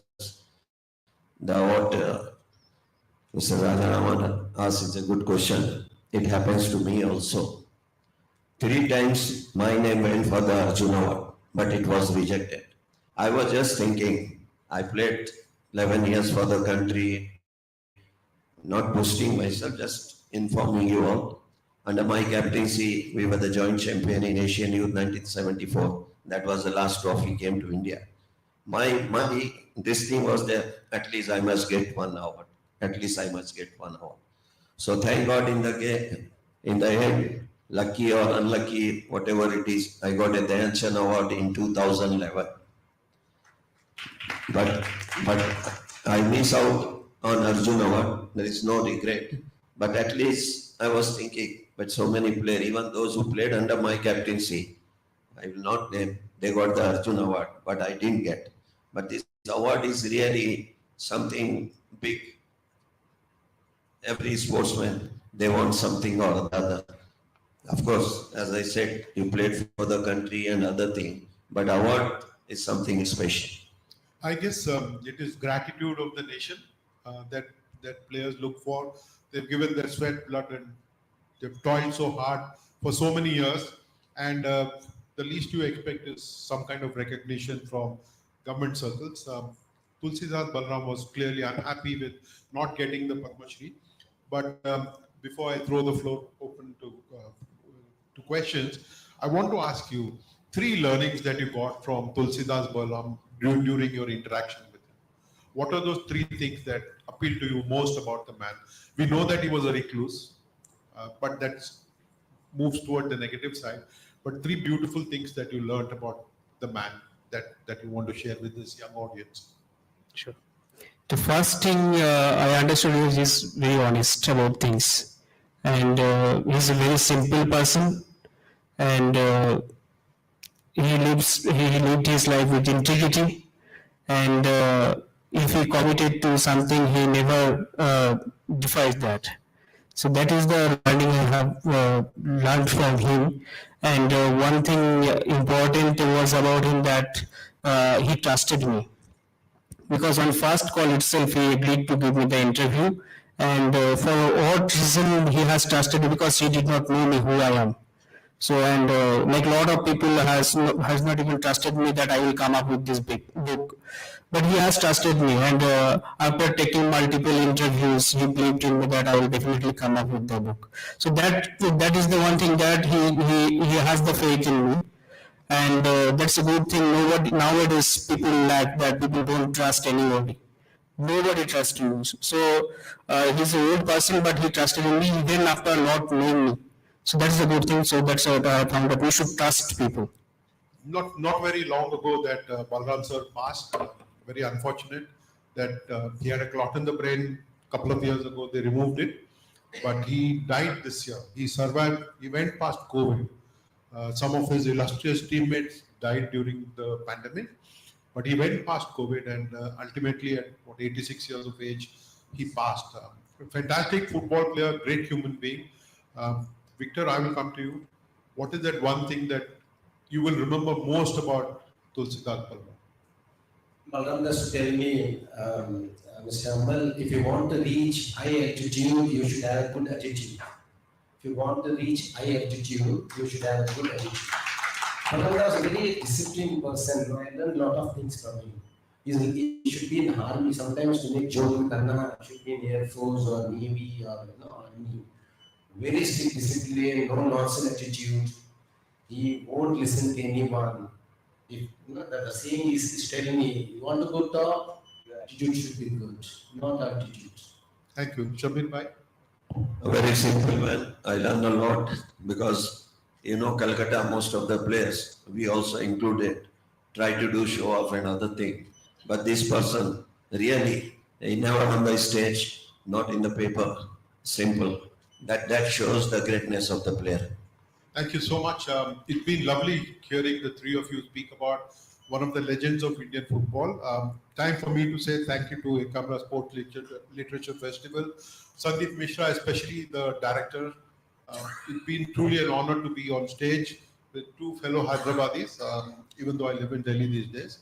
And Sudipto, thank you one more time for doing this. I recommend that please all of you buy this because it's an amazingly researched and well-crafted book. You will love reading this. Little stories about a wonderful player. You will really like reading. If there are any questions, we are happy to take them because I can see that we are run. Yes, sir. Please identify yourself first. I'm Ashok Manzi. I'm a former assistant director sports department of we are really delighted to see the two legends of Indian football, Mr. Sabir Ali. We have seen him scoring so many goals from his headers, beautiful headers, and great Amal Raj. Sir, we were Asian champions in 51 and 62, the first two Asian games, under the legendary coach as Mr. Vishwa was telling Mr. Rahim Shah. I also read somewhere that in 62, in the final match, Rahim Shah was suffering from some kind of dreaded disease. Cancer, yes. When the match was completed, Balram Shah was there with him, and Rahim Shah was crying. And then he said, I'm so happy that we have again won the Asian trophy. So I have read somewhere from Mr. Balram's words. Now I want to ask Mr. Amarraj, we had such a great coach.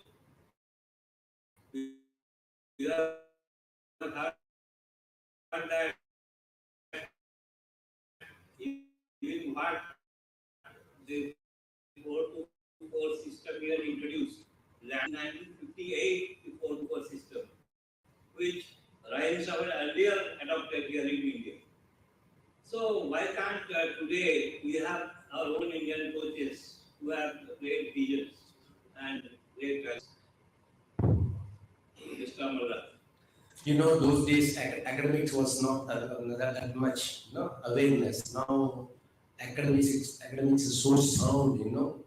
You talk about the formation. Now there is no formation. It's a well-oiled machine playing. You cannot see where Messi is there, where Ronaldo is there. The system is completely changed. Those days different, now it's different. Now it's everything is defensive oriented, what you call strategy, formation. It's not like that earlier one. Earlier one is something what coach used to tell. I can tell you, Balranda asked Rahim sir, sir, if you put X no sir, the team will go strengthen. The what Rahim sir told to Balranda, Mr. Balram, first you see whether you are a team or not. So those days something different, now is different. Thank you. Thank you so much. Thank you. That's a very good question. Very, very good question. Thank you very much. We'll move on to the next session quickly. Just thank you for your patience.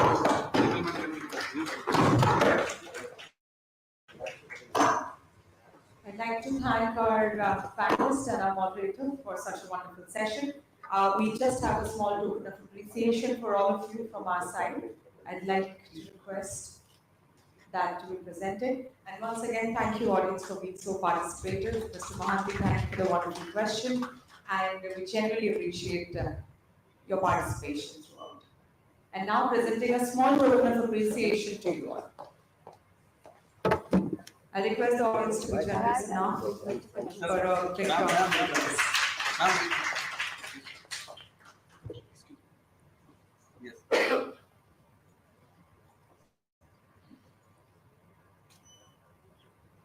Thank you.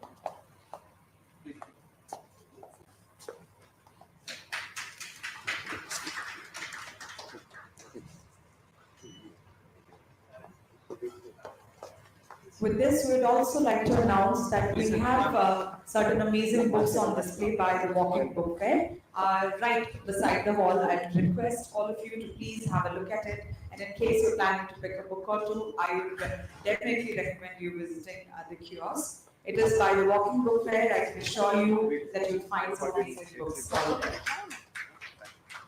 Once again, thank you to all the panelists and the moderators, especially for moderating the session wonderfully. Thank you, Shireen.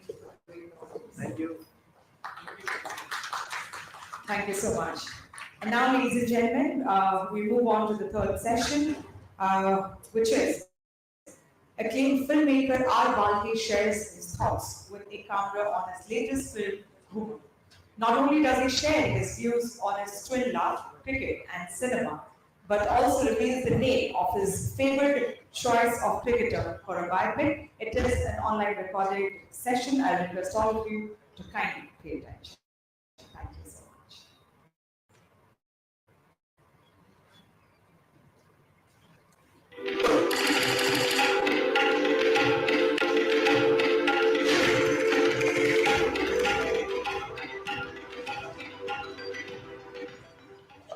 Firstly, it's an absolute pleasure speaking at the Ekamra Festival. I wish I could have been there.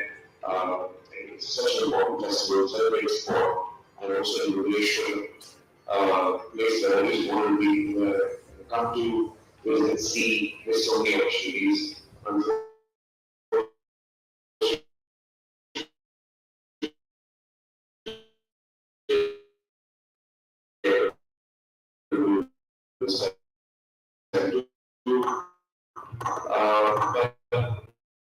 But let me talk to all of you. As far as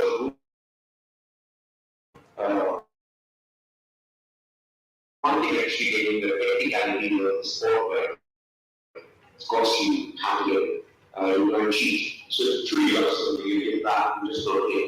And I actually want to let people know. So our way really was to actually, when the story was there, the story of course was a story of a girl who was a great athlete, who was a prodigy. She uses the right hand and how so many traits her and she succeeds in kind of becoming a remarkable and star. So to me, the proudest moment of doing Woman was not boring from the sport, but giving back to sport.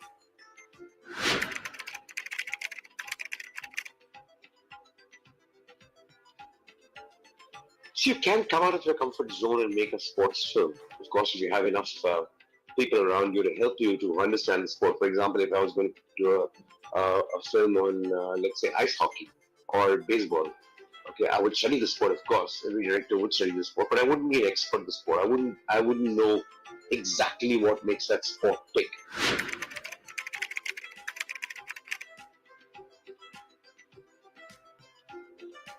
Gober is not based on any sportsman's life. It was not even loosely based on a sportsman's life. There was an incident about a Hungarian shooter who had lost won the Olympic gold by training with his left arm. It actually was a feat accomplished by a Hungarian shooter. We took that feat and said, let's create a story around this feat. So it's not based on anybody's life. So I think it's not about. And Gober is not a sports film. It's a film about uh, two individuals who are both losers. Losers who kind of, are grabbing at their last chance to kind of win or to kind of stand up and kind of fulfill their dream. So, Gober is not a typical sports film.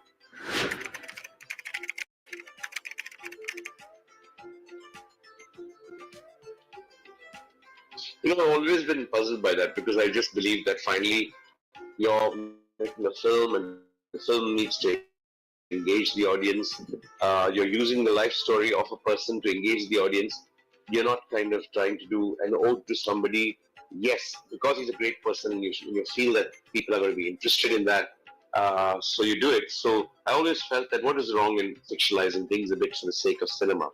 But of late, when I go and see films about sportsmen, about Maradona, about even Beckham, about something, it could be documentaries, but they're actually almost like stylized documentaries, almost like films.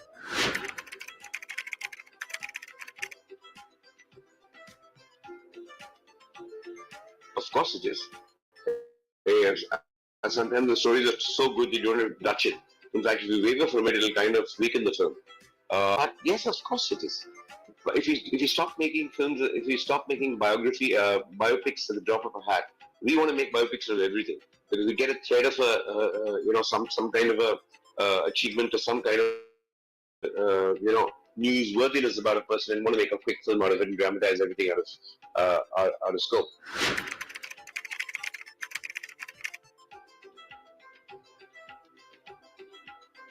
See, it's a dilemma. It actually depends on the moral conscience of the filmmaker or the take of a filmmaker on life itself. It is not for me to say, yes, that is correct or that is wrong. If I were a filmmaker and I had somebody, I don't know, say for example, Mansoor Ali Khan Patodi to do a film on, I'd be very, very careful because there'll be so many young people who've never seen Mansoor Ali Khan Patodi play or know anything about him. So for me, it is about representing that person to this generation, not just in glorifying glorious terms, but also truly the character that the person was. Because that's why you're making a biopic, to tell people more, to tell more people about that person, people who didn't know about him.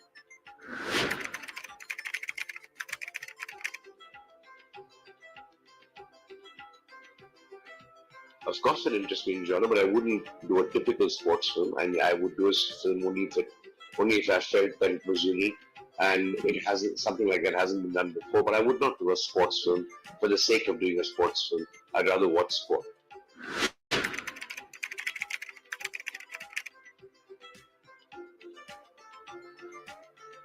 I don't know. I personally wouldn't do it because of course, the story is going to be fascinating. It's got box office gold written all over it. So I feel it's that kind of a film. But I don't know what interests me about that film because I feel it's not a new idea. It is a Super League idea already that exists, which we adapted to cricket.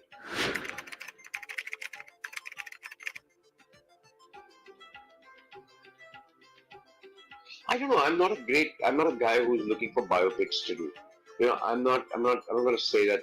Uh, I want to do a story on this person's life or that person's life. Yes, I admire a lot of cricketers, from Sachin to Viv Richards to Virat to Rohit. I like all these people. But do I really want to? Bishan Singh Bedi was a glorious character. Do I really want to do a film on their lives? I don't know because I'm into actually writing fiction. I want to write fiction. I want to tell stories that don't exist, that new stories that people have to hear, not recreating stories that already have happened.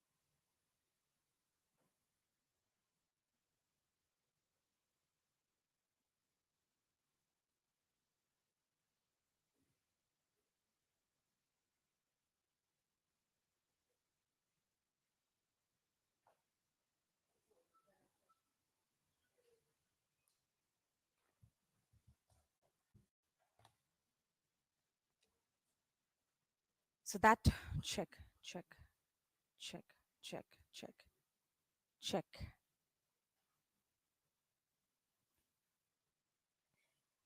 Check.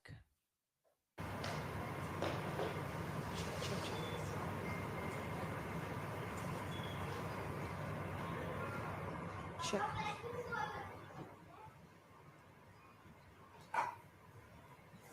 Check, check, check.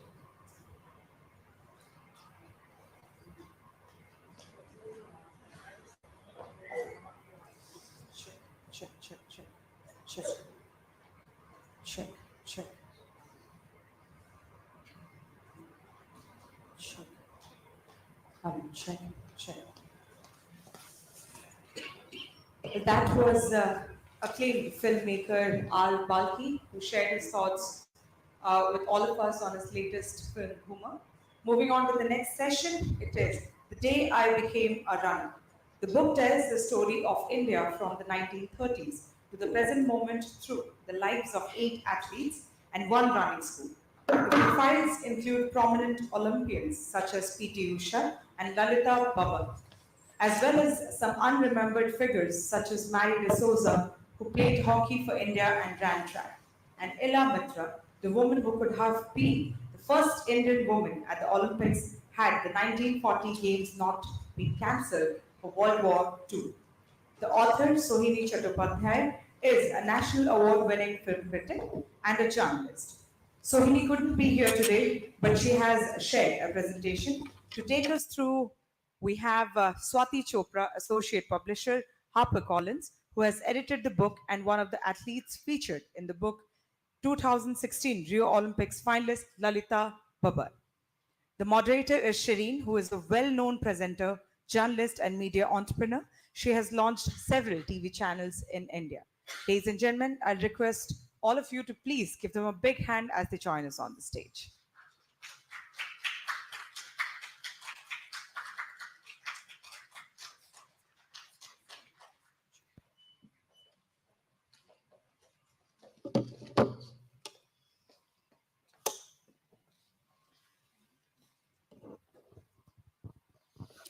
Good afternoon, and thank you very much, whoever's listening. This book has got a special place, I think, in the history of sports publishing in this country. It has created quite a stir. It's created history. It's also become a runaway commercial success, and it owes its success partly to the author, but to the publishing house and the publisher who actually published the book. So we got Swati Chopra here with us. I'm going to begin with Swati. Swati, the author Sohini has been very upfront about the fact that it took her 8 years to get this book published. What was it that struck you and HarperCollins about the fact that this is worth publishing? Thanks, Shireen. And I'd like to begin by thanking Ekamra for organizing a festival about literature that's on sport. And I think that is really a pioneering effort. And I know this is not the first edition, but it's to have it every year is really remarkable. So Thank you. yeah, and I would also like to say that it's an honor to share the stage with Lalita. And we'll of course hear from her more. But to answer Shireen's question, publishing is also very much a business, and especially for trade publishers like HarperCollins. So we, apart from the literary merits of a book, we also look at the saleability of a book. So I think the fact that this book has been published in a way that has got so much attention around the country. I think that just goes to say that, it sort of bears, with our trust in the book and the author, that we felt that a moment had come when, it was time to talk about sports other than cricket, and also the fact that, in this book, as those of you who will read the book would know, that this book is not just about sport or running. It's not just about women and running. It's also the story of India. And it's the story of India told from the 1930s onwards till today through the lens of sport. So, from that perspective, we felt the reason we published the book was, again, not just saleability, not just everything else, but the fact that it looked at India through the lens of sport. And that we felt was something that no other book had really done in quite the same way. The reason we've got Lalita Babbar here is because she's one of the 8 athletes featured in this book. It has taken a lot of research to be able to whittle it down to 8 people. Lalita, thank you so much for being here. Thank you Lalita, जब आपने अपना chapter पढ़ा, क्या पहला आपका reaction था? पहले तो मैं एकमारा स्पोर्ट्स लिटरेचर को थैंक यू कहना चाहूँगी आज ये प्लेटफॉर्म पे मुझे बुलाने के लिए। और जो बुक के बारे में मैं जब मेरे ही बारे में जब कुछ लिखा था और जब मैंने वो पढ़ा तो मुझे काफ़ी अच्छा लगा। जो चीज़ें मैंने की थी उसके बारे में जब पढ़ के मुझे लगा कि मैंने जो चीज़ें की थी वो मैंने भूल गई थी कि मुझे वो चीज़ें याद भी नहीं थी। वो चीज़ें मुझे बुक से जब पढ़ा उसके बाद मुझे याद आया कि ये चीज़ें मैं करके वो डिफिकल्टी से मैं आगे बढ़ी हूँ। मतलब काफ़ी ज़्यादा डिफिकल्टी आती है और डिफिकल्ट से ही आगे बढ़ना पड़ता है। एथलेटिक्स ऐसे इवेंट है कि शायद ही एथलेटिक्स से जितने भी स्पोर्ट्स पर्सन है शायद ही वो ग्रामीण से होंगे। और ज़्यादातर जो बुक्स में एथलीट है वो ज़्यादातर ग्रामीण एरिया से और रूरल एरिया से काफ़ी एथलीट आए हुए और उसमें से एक मैं हूँ। और उसके बारे में जो लिखा था शायद ही काफ़ी अच्छा लिखा है और काफ़ी अच्छा मुझे लगा जब ये चीज़ें लिखकर जब मैं महसूस करती हूँ ये चीज़ें मुझे पढ़ने में मेरे बारे में आ रही है। क्या आपको ये लगा कि अरे मैंने इतना कुछ कब किया? डेफिनेटली मुझे ऐसे लगा कि इतना कुछ करके मैं आगे बढ़ी हूँ। ललिता, जैसे स्वाति ने कहा, ये सिर्फ हिस्ट्री एथलीट्स की नहीं है, ये हिस्ट्री इंडिया की उसके साथ दर्शाई गई है। आप 2016 में Rio Olympics finalist, 3000 metre steeplechase, बहुत बड़ी चीज है इस देश में, क्या पूरे वर्ल्ड में बहुत बड़ी चीज है। उस वक्त क्या रिएक्शन था और फैमिली में कैसा रिएक्शन था? सबसे पहले तो मैं कहना चाहूँगी और इसके बारे में पहले तो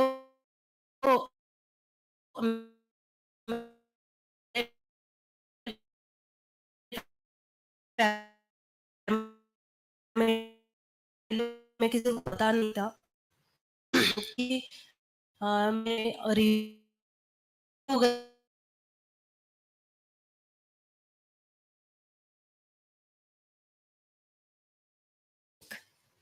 Haven't we? Yes, and I would just like to say because Lalita यहाँ है तो मैंने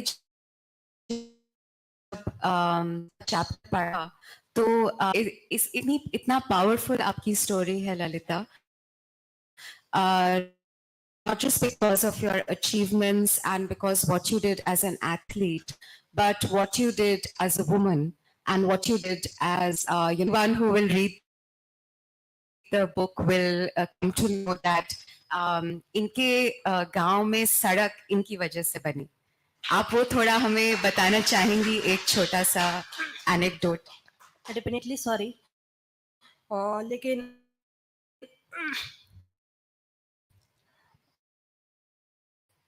जिस गांव से मैं आई हूँ वहाँ पे और वही चीज मेरे साथ भी हुई क्योंकि जब मैं गांव से 1999 में स्पोर्ट्स चालू किया और 1999 के बाद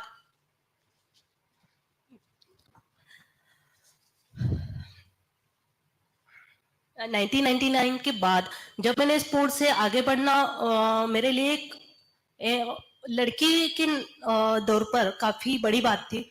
और जब रोड नहीं थे उस एरिया में, स्कूल नहीं था उस एरिया में, मतलब लड़की के लिए बाहर जाना, स्कूल में जाना तो बड़ी बात होती थी, लेकिन एक स्पोर्ट्स के लिए आगे बढ़ना काफी बड़ी बात होती थी।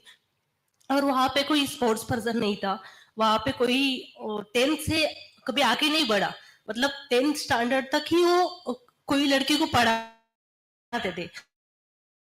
मतलब 10th स्टैंडर्ड मतलब काफी बड़ी बात है। अगर कोई घर से एजुकेटेड है तो ही वो 10th स्टैंडर्ड तक पढ़ता था, अदरवाइज 7th स्टैंडर्ड में ही उसको उसकी शादी कर दिया जाता था। मतलब इतना काफी मतलब बैकवर्ड एरिया है वहां पे कि वहां से कोई लड़की आगे नहीं बढ़ सकती थी, क्योंकि वहां पे कोई मतलब ये नहीं था कि वो लड़की आगे बढ़ने के लिए वहां से कोई सपोर्ट नहीं था। अगर मैं वो चीज जब मैं 1999 में स्पोर्ट चालू किया उस टाइम पे मुझे लगा था शायद ही मुझे इस रास्ते से मैं जा रही हूँ, वो रास्ते से मुझे जाने के लिए अगर कोई सपोर्ट करेगा कि नहीं। लेकिन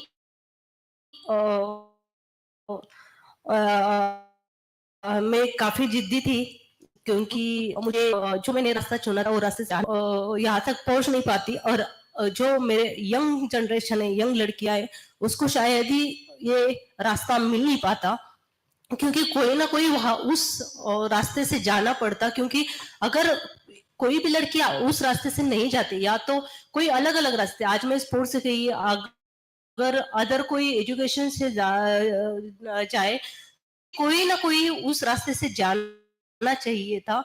इसलिए मैं ये रास्ता चुना था कि मुझे स्पोर्ट्स से ही आगे जाना है और मैं जो स्पोर्ट्स में करियर करना है। लेकिन मुझे ये नहीं पता था कि मैं ओलंपिक तक जाऊंगी और ओलंपिक तक मैं पहुंच पाऊंगी। मेरी कोशिश यही थी कि मैं बस आगे बढ़ना चाहती थी। मुझे हर चीज आगे जाके मुझे हर मुश्किल से सामना पड़ के आगे जाना सामना करना पड़ता था, लेकिन मैं आगे जाने की कोशिश करती थी।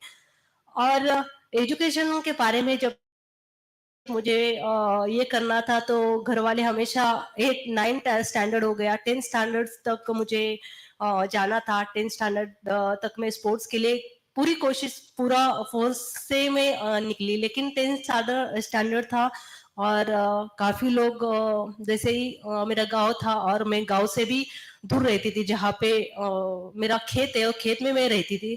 अभी भी खेत में ही हम लोग रहते हैं वहां पे। हाँ, तो वहां से घर से मेरा जो स्कूल था वो 3.5 किलोमीटर का अंतर था, और वहां से मैं जाती थी आती थी। काफी लोग मुझे बोलते थे कि ये क्यों भागती है, क्यों पागल है वो लड़की, घर वालों को बोलना, हर चीज मतलब मेरे घर वालों को भी सुनना पड़ता था मेरी वजह से। लेकिन एक दिन ऐसा आया कि घर वालों को भी काफी दिन के बाद खुशी आई, और जब मैंने नेशनल में मेडल लेना चालू किया तो मुझे काफी अच्छा लगा, और मेरे घर वालों को भी काफी अच्छा लगा कि मेरे बेटी ने जो किया काफी अच्छा किया है। Lovely. Thank you, Thank Lalita. you. Thank you. Does it strike you as someone who probably sifts through manuscripts and manuscripts that in sports itself in this country, there are so many stories waiting to be told. Yes, there are certain stories that are probably similar, because Lalita made a point about how do you find with your readers these stories find resonance? A. B. Is regional very important here, or do they find resonance in English as well? And we'll come back to Sohini's book. I think that a story, human beings are essentially, I mean, I think the start of civilization was when human beings started telling stories.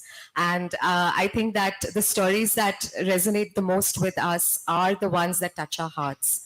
And I think that's why we are, all sitting here feeling very moved with Lalita's story, because it touches our hearts. Because, so as far as the book is concerned and the athletes there are concerned who have been written about, each one, has a story of struggle, pain,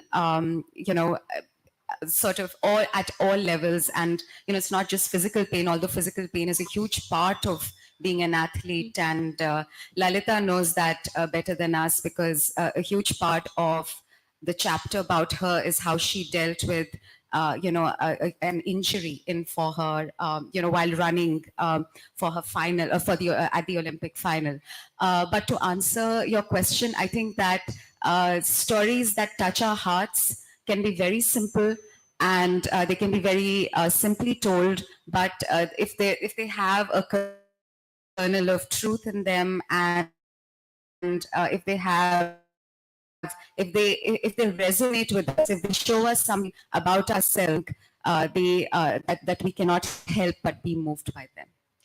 If we can now, Sohini Chattopadhyay, the author, has sent a presentation on her book on the athletes whom she chose and why she chose them.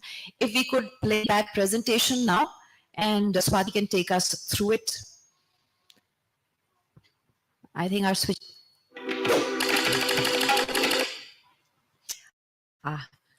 That's not the presentation. That's not the presentation. That's an afternoon session. So I'll tell you a little bit about this presentation. It is sort of an insight into what this book does, apart from the profiles of the women, the 8 runners and the 1 running school. It also looks at larger themes of the times and so on. So that's what this. I'll just very briefly through Shohini's presentation. Can we go to the next slide? So, one of the chapters is on Mary D'Souza, who was the first, part of the first Indian women's team at the Olympics, and she was at the Helsinki Olympics in 1952. And, this, and the contingent, included, the fact that she was there, and that's what her story is really powerful, that how did this woman come to be there, and then she continued to play through the 50s, and she played hockey as well. When I do this, next slide please. These are all the first Indian women to travel to the Olympics. Okay, so one of the strands in the book is to also look at how nationalism plays into the whole how nationalism plays into the whole sports bit. Like we are all very, very familiar with the fact that there is a huge surge of nationalism whenever India plays or India participates somewhere. But the intervention of nationalism, in particularly, around the time of when Nazi Germany was, when Nazism and fascism was spreading, and there was a whole sense in Europe and so on, and there was a very heightened sense of nationalism that was, perpetuated by these ideologies around the First World War and the Second World War. So one of the things that Shohini talks about is the correlation between the nationalism in sports and nationalism outside of sport, in politics, and so on. So this is a chart about that. And yes, this is part of, the same issue that she's talking about. And you can go to the next. Yes. Yes, Shanti Soundarajan is one of the women, 3 women in the book that Shohini talks about, where the whole issue of gender and who is a woman was greatly debated. And it was debated in sport, it was debated in the media, and there were sporting bodies created rules and re-looked at their rules. These were huge conversations, and also sadly controversies around these women. And I'd just like to say over here, coming back to Shanti Soundarajan, she was in our 2018 festival. Okay. We had brought her in. Wonderful. We had also brought along with her an athlete who had really supported her, called Madeline Pape, who came in over here and spoke about her. And even then, Shanti's, she had someone with her who was interpreting for her, but the trauma of what she had gone through in all those years could still be reflected in her, which shows you how much of an impact the whole gender thing had on her.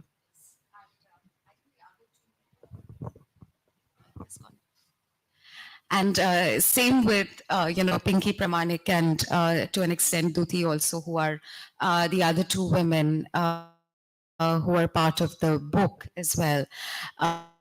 This is a video, what you see on your screens, which we are not going to play for the reason of video, and perhaps you could watch it on YouTube, which is essentially about how Nazi Germany at the Berlin Olympics put up Dora Ratjen as one of their runners who was actually a man, and it was part of the whole exercise of pumping up the German participation. The United States had threatened not to take part in the Olympics if Germany would not allow Jewish people to take part in. That was the threat. Margaret, she was living in England. She was told that if she didn't come back and try out for the German women's high jump team, that the German government would cause problems for her parents. She didn't really want to return to Germany under those conditions, but the Germans made me come back because I was the only one who was able to compete in the Olympics. But to return and was reinstated to the German national team.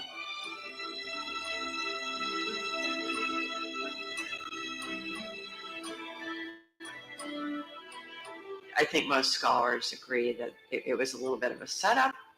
As soon as the American team sailed for Germany, my mother was promptly sent a letter lamenting the inconsistency of her performance and dismissing her from the German Olympic team, with a nice Heil Hitler at the bottom. The Germans could say, we tried to get a Jew to participate for Germany, but she just wasn't. I'm sure that it was always intended for show. And they never, ever intended that she would be on that team. Fake her out, they faked the whole world out. They used her. It was incredibly elaborately contrived. Well, there are some stories about the relationship between a young woman called Dora Ratjen and Gretel Bergmann. Dora Ratjen was found by the Nazi regime just in order to kick Gretel off the team. Oh, Dora Ratjen was a very interesting person. My mother's always told me that she had quite a cordial relationship with Dora, even though she had suspicion some she was. Dora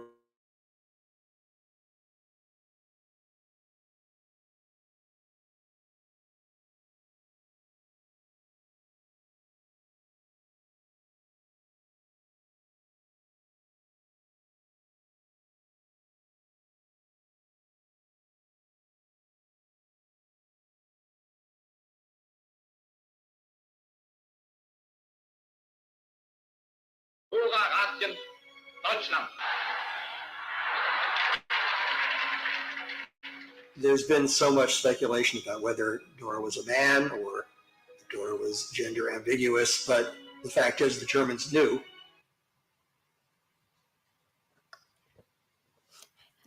So yeah, we did, in fact. Yes, and this is Lalita who's here, and this is a photo we have of her in the book. Yes, we've, I think, already heard from Lalita, so we can go to the next slide.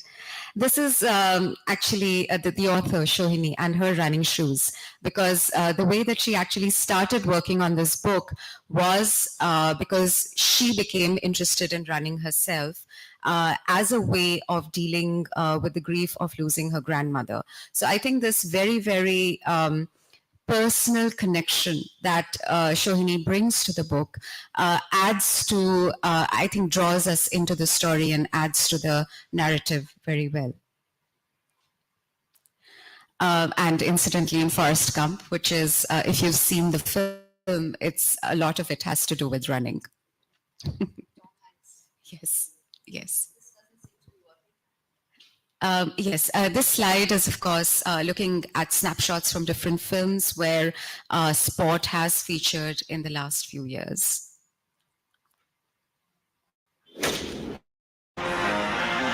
आज Australia और India का match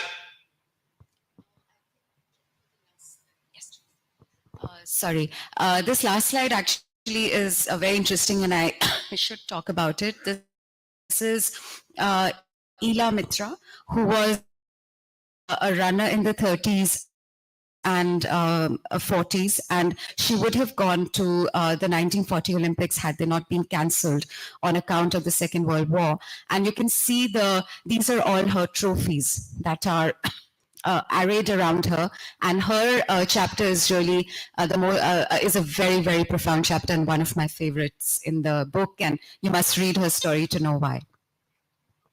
Swati, a very interesting point that Lalita made was that मुझे पढ़ के नहीं पता चला मैंने इतने कुछ किया है, which brings us to the question of research, because a lot of the athletes who are featured over here, there is very scarce, it's not cricket, there's very scarce information on them. How did you and the author tackle that?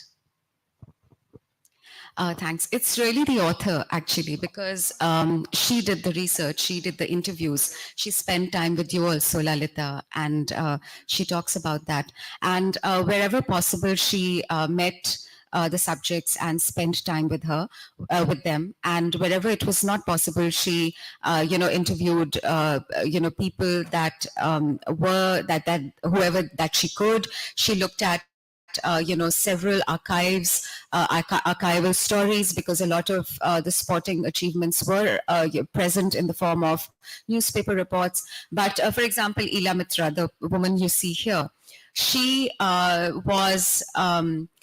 she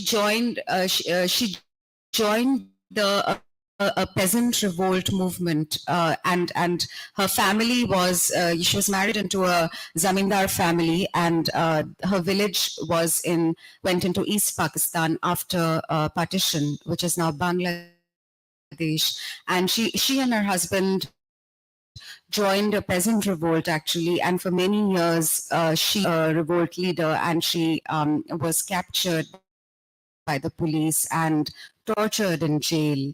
And thereafter, she, in the 50s, she moved to Kolkata and worked as a political activist for the rest of her life, and as a lecturer. So information about her was very scant about her sporting career, because there was a lot about her work as a political activist and as a revolutionary leader, but there was very little about her sporting achievements, which the author found. Actually, you'll be interested to know, in a very painstakingly preserved book of an album where her father had cut, all the newspaper articles that had ever come about her, in the 30s and 40s when she was competing. And he had created this album, and that had passed from her son to her grandson. So this is the nature of the research that has gone into this book. Lalita, आपके बेटे आज audience में हैं, क्या आप उनको अपने career के बारे में, अपने रनिंग के बारे में बताते हैं कि नहीं बस सिर्फ मम्मी की डांट? नहीं, ऐसा कुछ नहीं है। वो एक्चुअली स्पोर्ट्स में एक्टिव है, क्योंकि वो खुद चाहता है कि वो स्पोर्ट्स पर्सन बने, और हम दोनों भी चाहते हैं कि मेरे पीछे मेरा बेटा भी स्पोर्ट्स करियर करे। तो श्योरली हम लोग चाहेंगे कि मेरे पीछे वो भी अपना जो करियर करे वो स्पोर्ट्स में ही करे। डेफिनेटली अभी भी जो इंडिया के लिए जो मेडल्स की कमतरता है वो यह यंग जनरेशन से आए, और यंग जनरेशन ज़्यादा से ज़्यादा इंडिया के लिए होपफुली मेडल दे दे। आपका मन करता है कि आप अभी भी रनिंग करें? डेफिनेटली मुझे अभी भी लगता है, बट फीमेल के लिए कुछ लिमिटेशंस आती है, उस हम लोगों को वहाँ पे रुकना पड़ता है। वैसे ही मुझे भी कुछ लिमिटेशंस थे, और उसके बाद मैंने काफ़ी कोशिश भी की आफ्टर ओलंपिक, बट कुछ रीज़न था तो मुझे मेरी बॉडी ने उतना सपोर्ट नहीं किया, लेकिन मैंने कोशिश ज़रूर की थी। लेकिन कोशिश मेरी बाकी है, वो शायद ही मेरा बच्चा पूरा करेगा। ललिता, आपकी फैमिली में कौन सबसे बड़ा सपोर्ट था? एक्चुअली मेरे फैमिली में देखा जाए तो मेरी जॉइंट फैमिली थी, और जॉइंट फैमिली में कोई एजुकेटेड, वैसे एजुकेटेड नहीं था। मेरे अंकल थे तो वो ही मुझे सपोर्ट करते थे, क्योंकि पापा मेरे ट्रक ड्राइवर थे, तो पापा हमेशा घर से बाहर ही रहते थे। तो चाचा भी घर से बाहर थे, लेकिन थोड़ा सा उनको स्पोर्ट्स में इंटरेस्ट था, तो मेरे चाचा ही मुझे हमेशा सपोर्ट करते थे। और सबसे ज्यादा सपोर्ट दिया तो मेरे दादाजी ने दिया, क्योंकि वो दादाजी हमेशा चाहते थे कि लड़की हमेशा आगे बढ़े और आगे जाके कुछ अच्छा करे। तो सबसे ज्यादा सपोर्ट तो मुझे मेरे दादाजी ने दिया है, क्योंकि हम घर में हम 3 बहनें हैं, और हमारे एक मतलब लड़की रहेगी, तो थर्ड थर्ड वन जो लड़की रहेगी उसका नाम हमेशा नकुशा रखते थे। मतलब महाराष्ट्र में 17 में सबसे ज्यादा जो नाम है, जो थर्ड लड़की होगी उसका नाम नकुशा रखेंगे, क्योंकि जो बच्चा होगा वो लड़का हो। क्योंकि अगर लड़का घर का वो क्या होता है कि घर संभालने वाला वही होता है, तो सभी वो लोग चाहते थे कि थर्ड लड़की नहीं चाहिए। मतलब नकुशा का नाम ये था, मीनिंग था कि लड़की नहीं चाहिए उनको, लड़का चाहिए। तो उसके लिए गवर्नमेंट ने भी उसके बाद एक जीआर निकाला था कि जो भी महाराष्ट्र में सबसे ज्यादा जो डिस्ट्रिक्ट था, 17 डिस्ट्रिक्ट में नकुशाम नाम की लड़कियां थी, तो उनका नाम चेंज करना है। और जो लड़कियों का नाम नकुशा था, वो लोग में से मेरी सिस्टर थी, उसका नाम भी नकुशा था, क्योंकि उसको मेरे पापा ने नहीं देखा, और जब उसका जन्म हुआ था तो मेरे घर वाले नहीं देखे थे, लेकिन मेरे दादाजी जाके उसको सपोर्ट कर रहे थे, मेरे मम्मी को, कि अगर लड़की है तो क्या हुआ, लड़की तो भी आगे जाके कुछ अच्छा करेगी। तो हमेशा सहेली और मेरे परिवार में जितनी लड़कियां थी, उनको सबसे ज्यादा सपोर्ट मेरे दादाजी ने किया था। Wow, amazing. ललिता, जब अब आप एथलीट्स को देखते हो, young athletes, 3000 metres, Parul Chaudhary को देखते हो, क्या महसूस होता है आपको? और क्या कभी आपको लगता है कि शायद मैं अगर इन दिनों में होती तो कुछ और ही बात होती? ऐसा कुछ जरूरी नहीं है, क्योंकि हर एथलीट का टाइम बाउंड रहता है। मतलब अगर एथलेटिक्स में देखा जाए तो एथलेटिक्स में 30-35 ईयर्स तक हम लोग काफी अच्छा कर सकते हैं, लेकिन लड़कियों के लिए वही कि एक लिमिटेशंस आ जाती है, क्योंकि घर वाले इतना दिन 35 ईयर्स तक रुकने के लिए रेडी नहीं रहते। और उनका भी कहना होता है कि लड़की ने शादी करनी चाहिए। तो 30 तक मैंने काफी पुश किया, मतलब 28 तक की मैं शादी ना करूं, और मैं स्पोर्ट्स करियर बनाऊं। उसके बाद अभी भी मैं सोचती हूँ कि मैं मुझे रनिंग करना चाहिए, और मैं रनिंग कर सकती हूँ, लेकिन जब ग्राउंड पे जब रनिंग करती हूँ तो लगता है कि नहीं, अभी यहाँ पे स्टॉप करना चाहिए। और पारुल के बारे में कहना चाहूंगी, पारुल काफी अच्छा कर रही है अभी, जो इंडिया में 3000 और 5000 लॉन्ग डिस्टेंस में काफी अच्छा उसने परफॉर्म किया है। और मैं चाहती हूँ कि जो मेरे से नहीं हुआ वो उससे हो जाए, क्योंकि जो ओलंपिक में जो मेरे से होप्स थे और रियो में 2016 में, वो होप्स शायद ही वो पूरा कर ले तो काफी अच्छा लगेगा, क्योंकि वो एक बड़ी बात होती है। और 3000 steeplechase not a plain distance, but very difficult event in athletics, because steeple में रनिंग है, उसके साथ जंपिंग है, वाटर जंप है, और हार्डल्स है। अगर आपको एक बार इंजरी हुई तो काफी डिफिकल्ट हो जाती है। और वो इवेंट प्रॉपर तरीके से वो लॉन्ग टर्म तक उसको परफॉर्मेंस देना काफी बड़ी बात होती है। और वो चीज पारुल कर रही है, शायद ही 2024 में पेरिस ओलंपिक में शायद ही वो अपना प्रदर्शन और भी अच्छा दिखाए, क्योंकि जो उसने जो अभी का एशियन गेम्स में परफॉर्मेंस किया है, उसके इस पे देखा जाए तो उसका परफॉर्मेंस काफी अच्छा है। जो 1915 किया हुआ है 915 किया हुआ है। वो परफॉर्मेंस 2015 में 919 में गोल्ड मेडल का था और अभी उसने इंडिया की सबसे बेस्ट परफॉर्मेंस वही है। और शायद ही अभी नेक्स्ट जो इंटरनेशनल कंपटीशन में आएगा उसका प्रदर्शन और भी अच्छा हो जाएगा, क्योंकि जो अभी का जो सिचुएशन, अभी का जो प्रैक्टिस है उसका और भी अच्छा है। और शायद ही वो और भी अच्छा 2024 में करे और इंडिया के लिए मेडल लेके आए। Thank you, Lalita. Thank you very much. Can we take some questions from the audience for Swati or Lalita? Yeah, please. Swati, when you first got this manuscript, and I'm asking because I do write and I also try and wonder what does a publisher go through when they pick up a manuscript and why they reject and why they accept, because it's part of the publishing industry. So when you first saw this, what was your immediate reaction? Was it that this is what I really wanted, or this is something that can be worked on? So I must tell you that we got the manuscript after when we accepted it and we moved forward with it.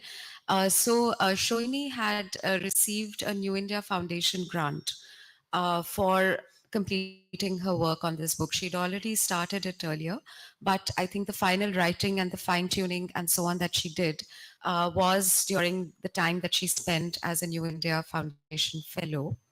And the manuscript had gone through their very rigorous systems of and she had worked with Ram Guha and other editors at the New India Foundation at the time. And so we had received the manuscript after that process, and I must say that I was really blown away by the strength of her writing, because all of us who are in publishing are readers first and foremost.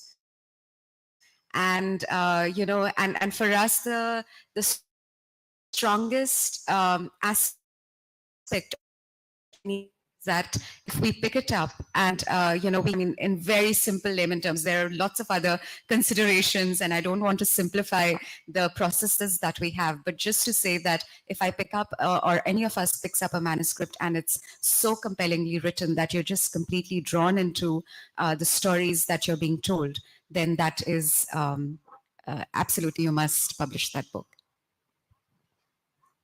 Do you have another question? Lalita, अभी आपने Paris की तरफ थोड़ा सा एक pointer किया है, अच्छा कर सकेगी शायद। नॉर्मली मीडिया में बात होती है पोडियम मिलेगा कि नहीं, जो कि कभी कभी मुझे लगता है कि थोड़ा सा एक बड़ा अजीब सा सवाल होता है जब आप टाइमिंग्स देखते हैं। जब आप वो फाइनल दौड़ी थी 2016 में, रूथ जिबे वाज दी बेस्ट 3000 में, एंड आपका जो पोजीशन था that was extraordinary, but realistically मैं आपसे ये पूछता हूँ कि where do you see Avinash, where do you see Badul in Paris on realistic basis बड़ा ओलंपिक्स है, कहाँ देखती हैं? डेफिनेटली अगर देखा जाए तो अभी के उनके परफॉर्मेंस के हिसाब से अविनाश और पारुल बोथ काफ़ी अच्छा बेहतरीन प्रदर्शन कर रहे हैं, बट उस सिचुएशन और उस टाइम का जो सिचुएशन होगा उसी के ऊपर डिपेंड रहेगा।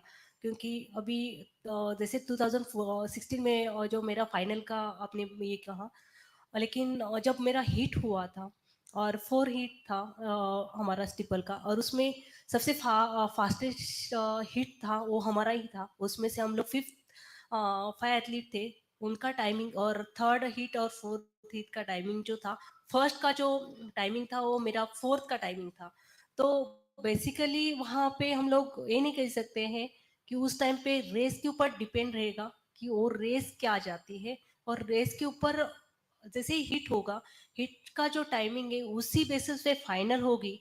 वो वहाँ की सिचुएशन, उस टाइम का रेस का कंडीशन क्या है, उस बेसिस पे ही पता चलेगा कि क्या वो पोडियम फिनिश कर पाते हैं। Any more questions? मेरा सवाल जो है ललिता मैम से, तो पहला चीज तो मैं धन्यवाद देना चाहूंगा कि आपने एक ग्रामीण क्षेत्र से आके और ये कहानी बता रहे हैं। और जो सवाल मेरा ये है कि मतलब जितना भी हिस्ट्री अगर देखा जाए तो ग्रामीण क्षेत्र से ही ज्यादातर वो अचीवमेंट आते हैं। बट लेकिन जो एकेडमीज हैं वो अर्बन एरिया में है, रूरल एरिया में क्यों नहीं है? और अगर वो रूरल एरिया पे अगर होता तो शायद आपको लग रहा कि अगर वो होता तो जो अपना जो अचीवमेंट है, जो भी स्पोर्ट्स पर्सन जितना टाइम लगता है वो लोग को, मतलब वो एकेडमी अगर रूरल पे होता तो शायद मेरे को लग रहा है कि 16-17 साल के अंदर में शायद वो स्पोर्ट्स पर्सन अचीव कर सकते हैं। तो मेरा ये आपसे क्वेश्चन है कि स्पोर्ट्स डेवलपमेंट पे ये कैसा मतलब ये चीज आपका थॉट प्रोसेस कैसा होगा कि एक्चुअल में एकेडमी रूरल पे ज्यादा बनना चाहिए या अर्बन पे ज्यादा? डेफिनेटली रूरल पे बनना चाहिए। एक्चुअली अभी का जो सिचुएशन है काफ़ी अलग है। जब हम लोग प्रैक्टिस करते थे और मैं 2016 का ओलंपिक के बिफोर 16 ओलंपिक, तो उस टाइम का सिचुएशन अगर एथलेटिक्स में वो रूरल एरिया से ज़्यादा एथलीट होते हैं, लेकिन अदर इवेंट्स में देखा जाए तो वो ज़्यादातर रूरल एरिया से होंगे कि नहीं, वो उस गेम्स के ऊपर डिपेंड रहेगा। और एथलेटिक्स की बात करें तो एथलेटिक्स में डेफिनेटली काफ़ी ज़्यादा मतलब 90% एथलीट रूरल एरिया से रहते हैं। तो रूरल एरिया में एकेडमी होना चाहिए, बट रूरल एरिया में अभी तक देखा जाए तो काफ़ी बदलाव दिखने लगा है। जो लास्ट का जो 2016 या 2020 का जो ये था, उसके बाद अभी का जो सिचुएशन है काफ़ी बदल गया है। हर जगह पे गवर्नमेंट ने जो जैसे तालुका क्रीड़ा संकुल रहता है, तालुक लेवल पे क्रीड़ा संकुल होना चाहिए, वो हर चीज़ पे खेलो इंडिया का जो अभी खेलो इंडिया चल रहा है, तो काफ़ी अलग अलग कंपटीशन यहाँ पे हो रही है। और काफ़ी ज़्यादा कंपटीशन के ऊपर जो फोकस होना चाहिए वो फोकस रूरल एरिया पे ज़्यादा हो रहा है। और शायद ही रूरल एरिया से और भी ज़्यादा अच्छे बच्चे, अगर ज़्यादा फोकस होगा तो शायद ही और भी बच्चे जो एथलीट है वो वहाँ से निकल पाएंगे, क्योंकि उनको उतना ज़्यादा बेनिफिट और ज़्यादा सपोर्ट वहाँ से मिलना ज़रूरी है।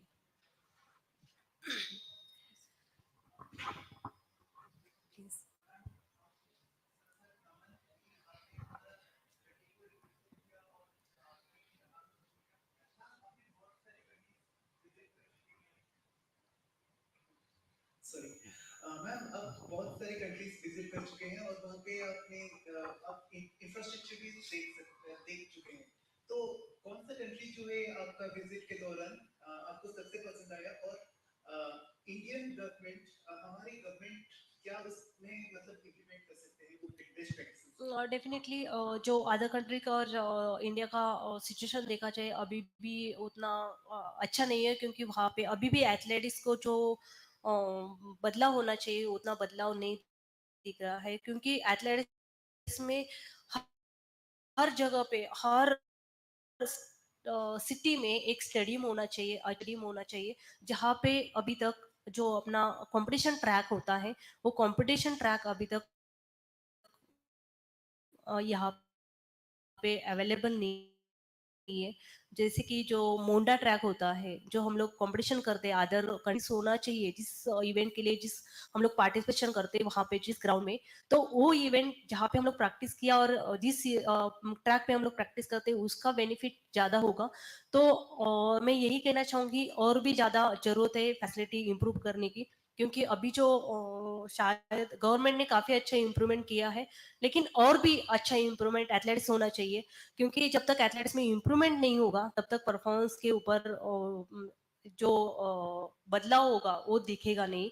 तो मैं चाहूंगी कि और भी ज़्यादा फैसिलिटीज होगी तो शायद ही एथलेटिक्स काफ़ी अच्छा बदलाव कर सकती है। क्योंकि एशियन गेम्स में देखा जाए तो एशियन गेम्स में जितने इवेंट्स थे उतने इवेंट्स में शायद ही 1 या 2% इवेंट छोड़ के अदर इवेंट्स में सब में मेडल्स ये एथलेटिक्स में आ चुके हैं। मैम, आपका सबसे फेवरेट कंट्री? एक्चुअली उसमें फेवरेट हर जगह पे मतलब गांव भी रहेगा तभी भी वहाँ पे एक स्टेडियम है एथलेटिक्स का या अदर इवेंट्स का भी, मतलब जितने स्पोर्ट्स फैसिलिटी होनी चाहिए उतनी हर फैसिलिटीज हर तालुक लेवल पे वहाँ पे है। तो मैं चाहूंगी कि अगर उसी बेसिस पे हमारे यहाँ अभी मतलब तालुका लेवल पे नहीं लेकिन डिस्ट्रिक्ट लेवल पे तो होना चाहिए, जहाँ पे एथलीट वहाँ पे प्रैक्टिस करे और एथलेटिक्स वहाँ से आगे बढ़े। मैडम, हम देखते हैं normally we see the best of the athletes at the world or international level in the long distance running, particularly in steeplechase, they come from the North African countries like Kenya, Ethiopia, and all that.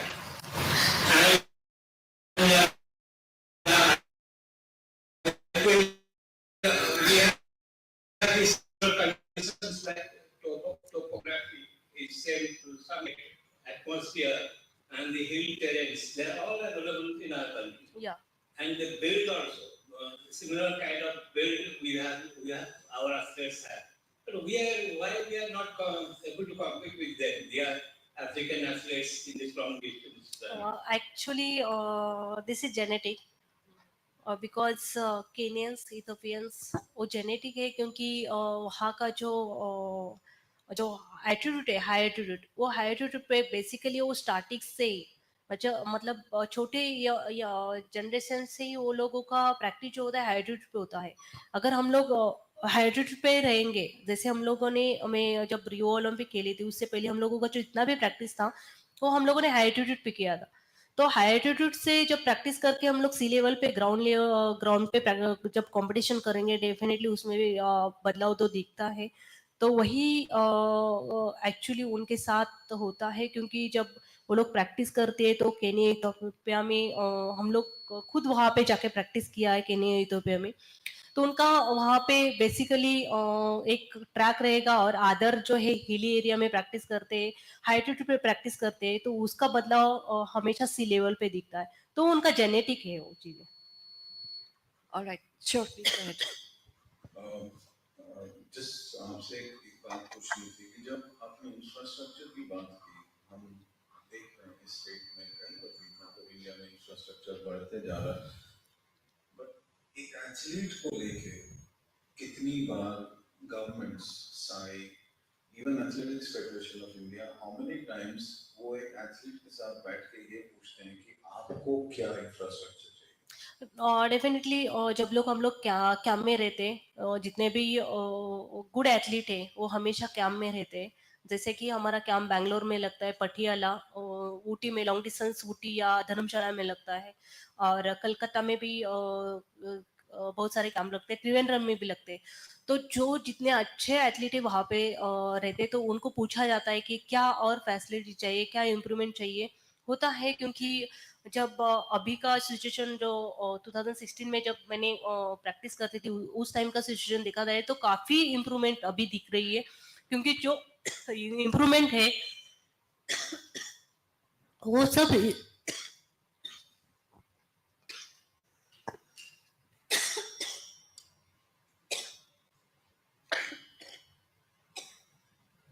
I think Lalita needs a break.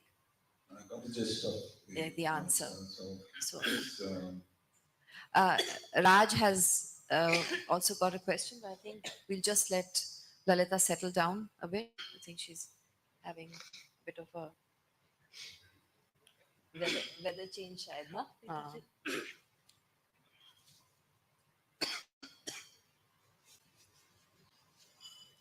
Actually देखा जाए तो जो improvement होना चाहिए. Don't worry. So let's just come back to her because we have a very good question coming in from Raj as well. While Lalita is getting her voice back. Let me ask a question, then I'll ask Please.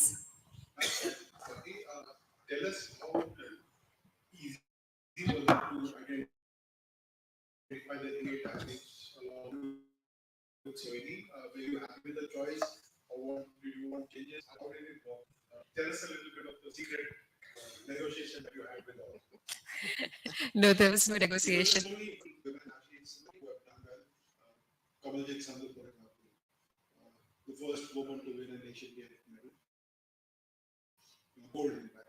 So it's always tough whittling it down to 8. How did you go about that? So Kamaljit is in the book. So yeah, but to answer your question, I think this is something that Shoini gets a lot, that, how did you select these particular women. And I think her response, and there was no secret negotiation. I mean, we just went with her sense of it because this because of the larger narrative that this book was trying to talk about. And as I mentioned earlier, this book is yes, it's about women, it's about gender, it's about running, it's about athletes, it's about sport, but it's also about India. And it's also so I think what the selection process was, that the way she was looking at the women there was, how did they, whether it was in their life stories or whether it was through their life circumstances or the way that they started running or what they achieved or what they meant for India and the sport and where India was at that particular time. So I think there were several considerations and not just the merit or demerit of the sports person herself. So from that point of view, I think the selection was not merely from a sporting achievement perspective, but how much of the telling of that story, what else can we bring in, about the country, about that particular, the zeitgeist of that moment. What else can we say? I think was her prime consideration. And like we've talked a lot about Lalita today, but just to say that through her story, Shohini talks about several things. She talks about female feticide, which was practiced for a while in the region from where Lalita comes from, and there are way fewer girls there than. And she talked about the Nakusha naming tradition as well. So, therefore, with her story, she's talked about all these larger issues, that come along with that story as well. So that would be my We answer. must actually compliment Sohini for not moving away from track and field, from running. So it would have been tempting to include a Sanya Mirza, PV Sindhu. These are names that will sell as well. Yeah. So you spoke about celebrity, which is why I'm saying, please compliment her for sticking to that. So I think for that, absolutely, I will thank you. And I think the day I became a runner, the title of the book is very telling in that sense, because it's also it really starts from Shohini's own journey as a runner and how she started running. And that personal connection, which I also spoke about earlier, is the fact that she has used that really as the inspiration into the book. And so she's coming at it from that perspective and not just in terms of documenting women in sport. Thank you very much. Yeah, please. Lalita भावुक है आप, लेकिन अपनी कहानी तो सुनाई है। यहाँ जो यंग ऑडियंस है, इनको डोपिंग से दूर रहने के लिए क्या है? बिकॉज़ बहुत बड़ी बात समस्या हो चुकी है डोपिंग। हाल ही में दिल्ली स्टेट एथलेटिक्स में वहाँ से लोग एक रनर फाइनल भागा है 100 मीटर। तो बच्चों को आप क्या एडवाइस देना चाहेंगे जो दौड़ते हैं और जो खेलना चाहते हैं, डोपिंग से दूर रहने के लिए आप क्या? डेफिनेटली मैं कहना चाहूँगी डोपिंग से दूर ही रहे, क्योंकि वो अपने हेल्थ के लिए भी अच्छा नहीं है। और मैं चाहूँगी कि डोपिंग करने से ही परफॉर्मेंस आता है, ऐसे कुछ ज़रूरी नहीं है। क्योंकि जब हम लोग करते थे तो हमारा जो कोच था, और शायद काफ़ी लोग जानते होंगे, डॉक्टर निकोल है, शायद ये इस दुनिया में नहीं रहे हैं। और वो काफ़ी स्ट्रिक्ट थे, काफ़ी डिसिप्लिन कोच थे। उसी की वजह से शायद हम लोगों को ये डिसिप्लिन मिला है। और वो हमेशा बोलते थे कि डोपिंग करना ही हर चीज़ नहीं होती। स्पोर्ट्स में आप जो फूड है, जो हम लोग खा सकते हैं, जो हमें चाहिए बॉडी के लिए, जो ज़रूरत है वही खाओ। अगर आप वही चीज़ खा के अगर परफॉर्मेंस कर सकते हो तो डोपिंग करने की ज़रूरत नहीं है। तो मैं यही सजेशन यंग जनरेशन को दूंगी कि आप डोपिंग करने से आप परफॉर्मेंस नहीं कर सकते हो। आप विदाउट एनी मेडिसिन आप अपना खुद का डाइट लेके भी कर सकते हो। अभी जो काफ़ी अच्छा परफॉर्मेंस कर रहे वो लोग भी जो हमारा डाइट है स्पोर्ट्स को जो जरूरत है, जो प्रोटीन डाइट होना चाहिए, जो हमें जरूरत है एथलीट के लिए एज ए एथलीट, तो वो डाइट खा के भी हम लोग परफॉर्मेंस कर सकते हैं। जरूरी नहीं कि आप डोपी करके आप परफॉर्मेंस दे दो। तो मैं यही कहना चाहूंगी, आप डोप फ्री होके परफॉर्मेंस दिखाए और अपना डोप फ्री होके ही अपना परफॉर्मेंस अच्छा करे। Thank you, Lalita, and thank you, Swati. That's been an absolutely riveting session. Lalita, thank you so much for sharing your story. We're going sorry, to actually मेरी तबीयत ठीक नहीं है 2-3 दिन से, सो मैं उतना ये नहीं कर पाई। और thank you so much Swati and Sohini ma'am, because जो बुक्स उन्होंने ये किया हुआ है उसमें सारे एथलीट्स है, जो कि एथलेटिक्स के ऊपर उतना फोकस नहीं रहता है, और वो सब जो बुक्स में जितनी भी एथलीट है वो वुमेन्स एथलीट के ऊपर उन्हें स्टोरी किया हुआ है, और वो भी जो स्टोरीज है वो एथलेटिक्स के है, और उसमें से काफी एथलीट्स है वो लोग रूरल एरिया से आए, उनको काफी मुश्किलों से आगे बढ़ना पड़ा।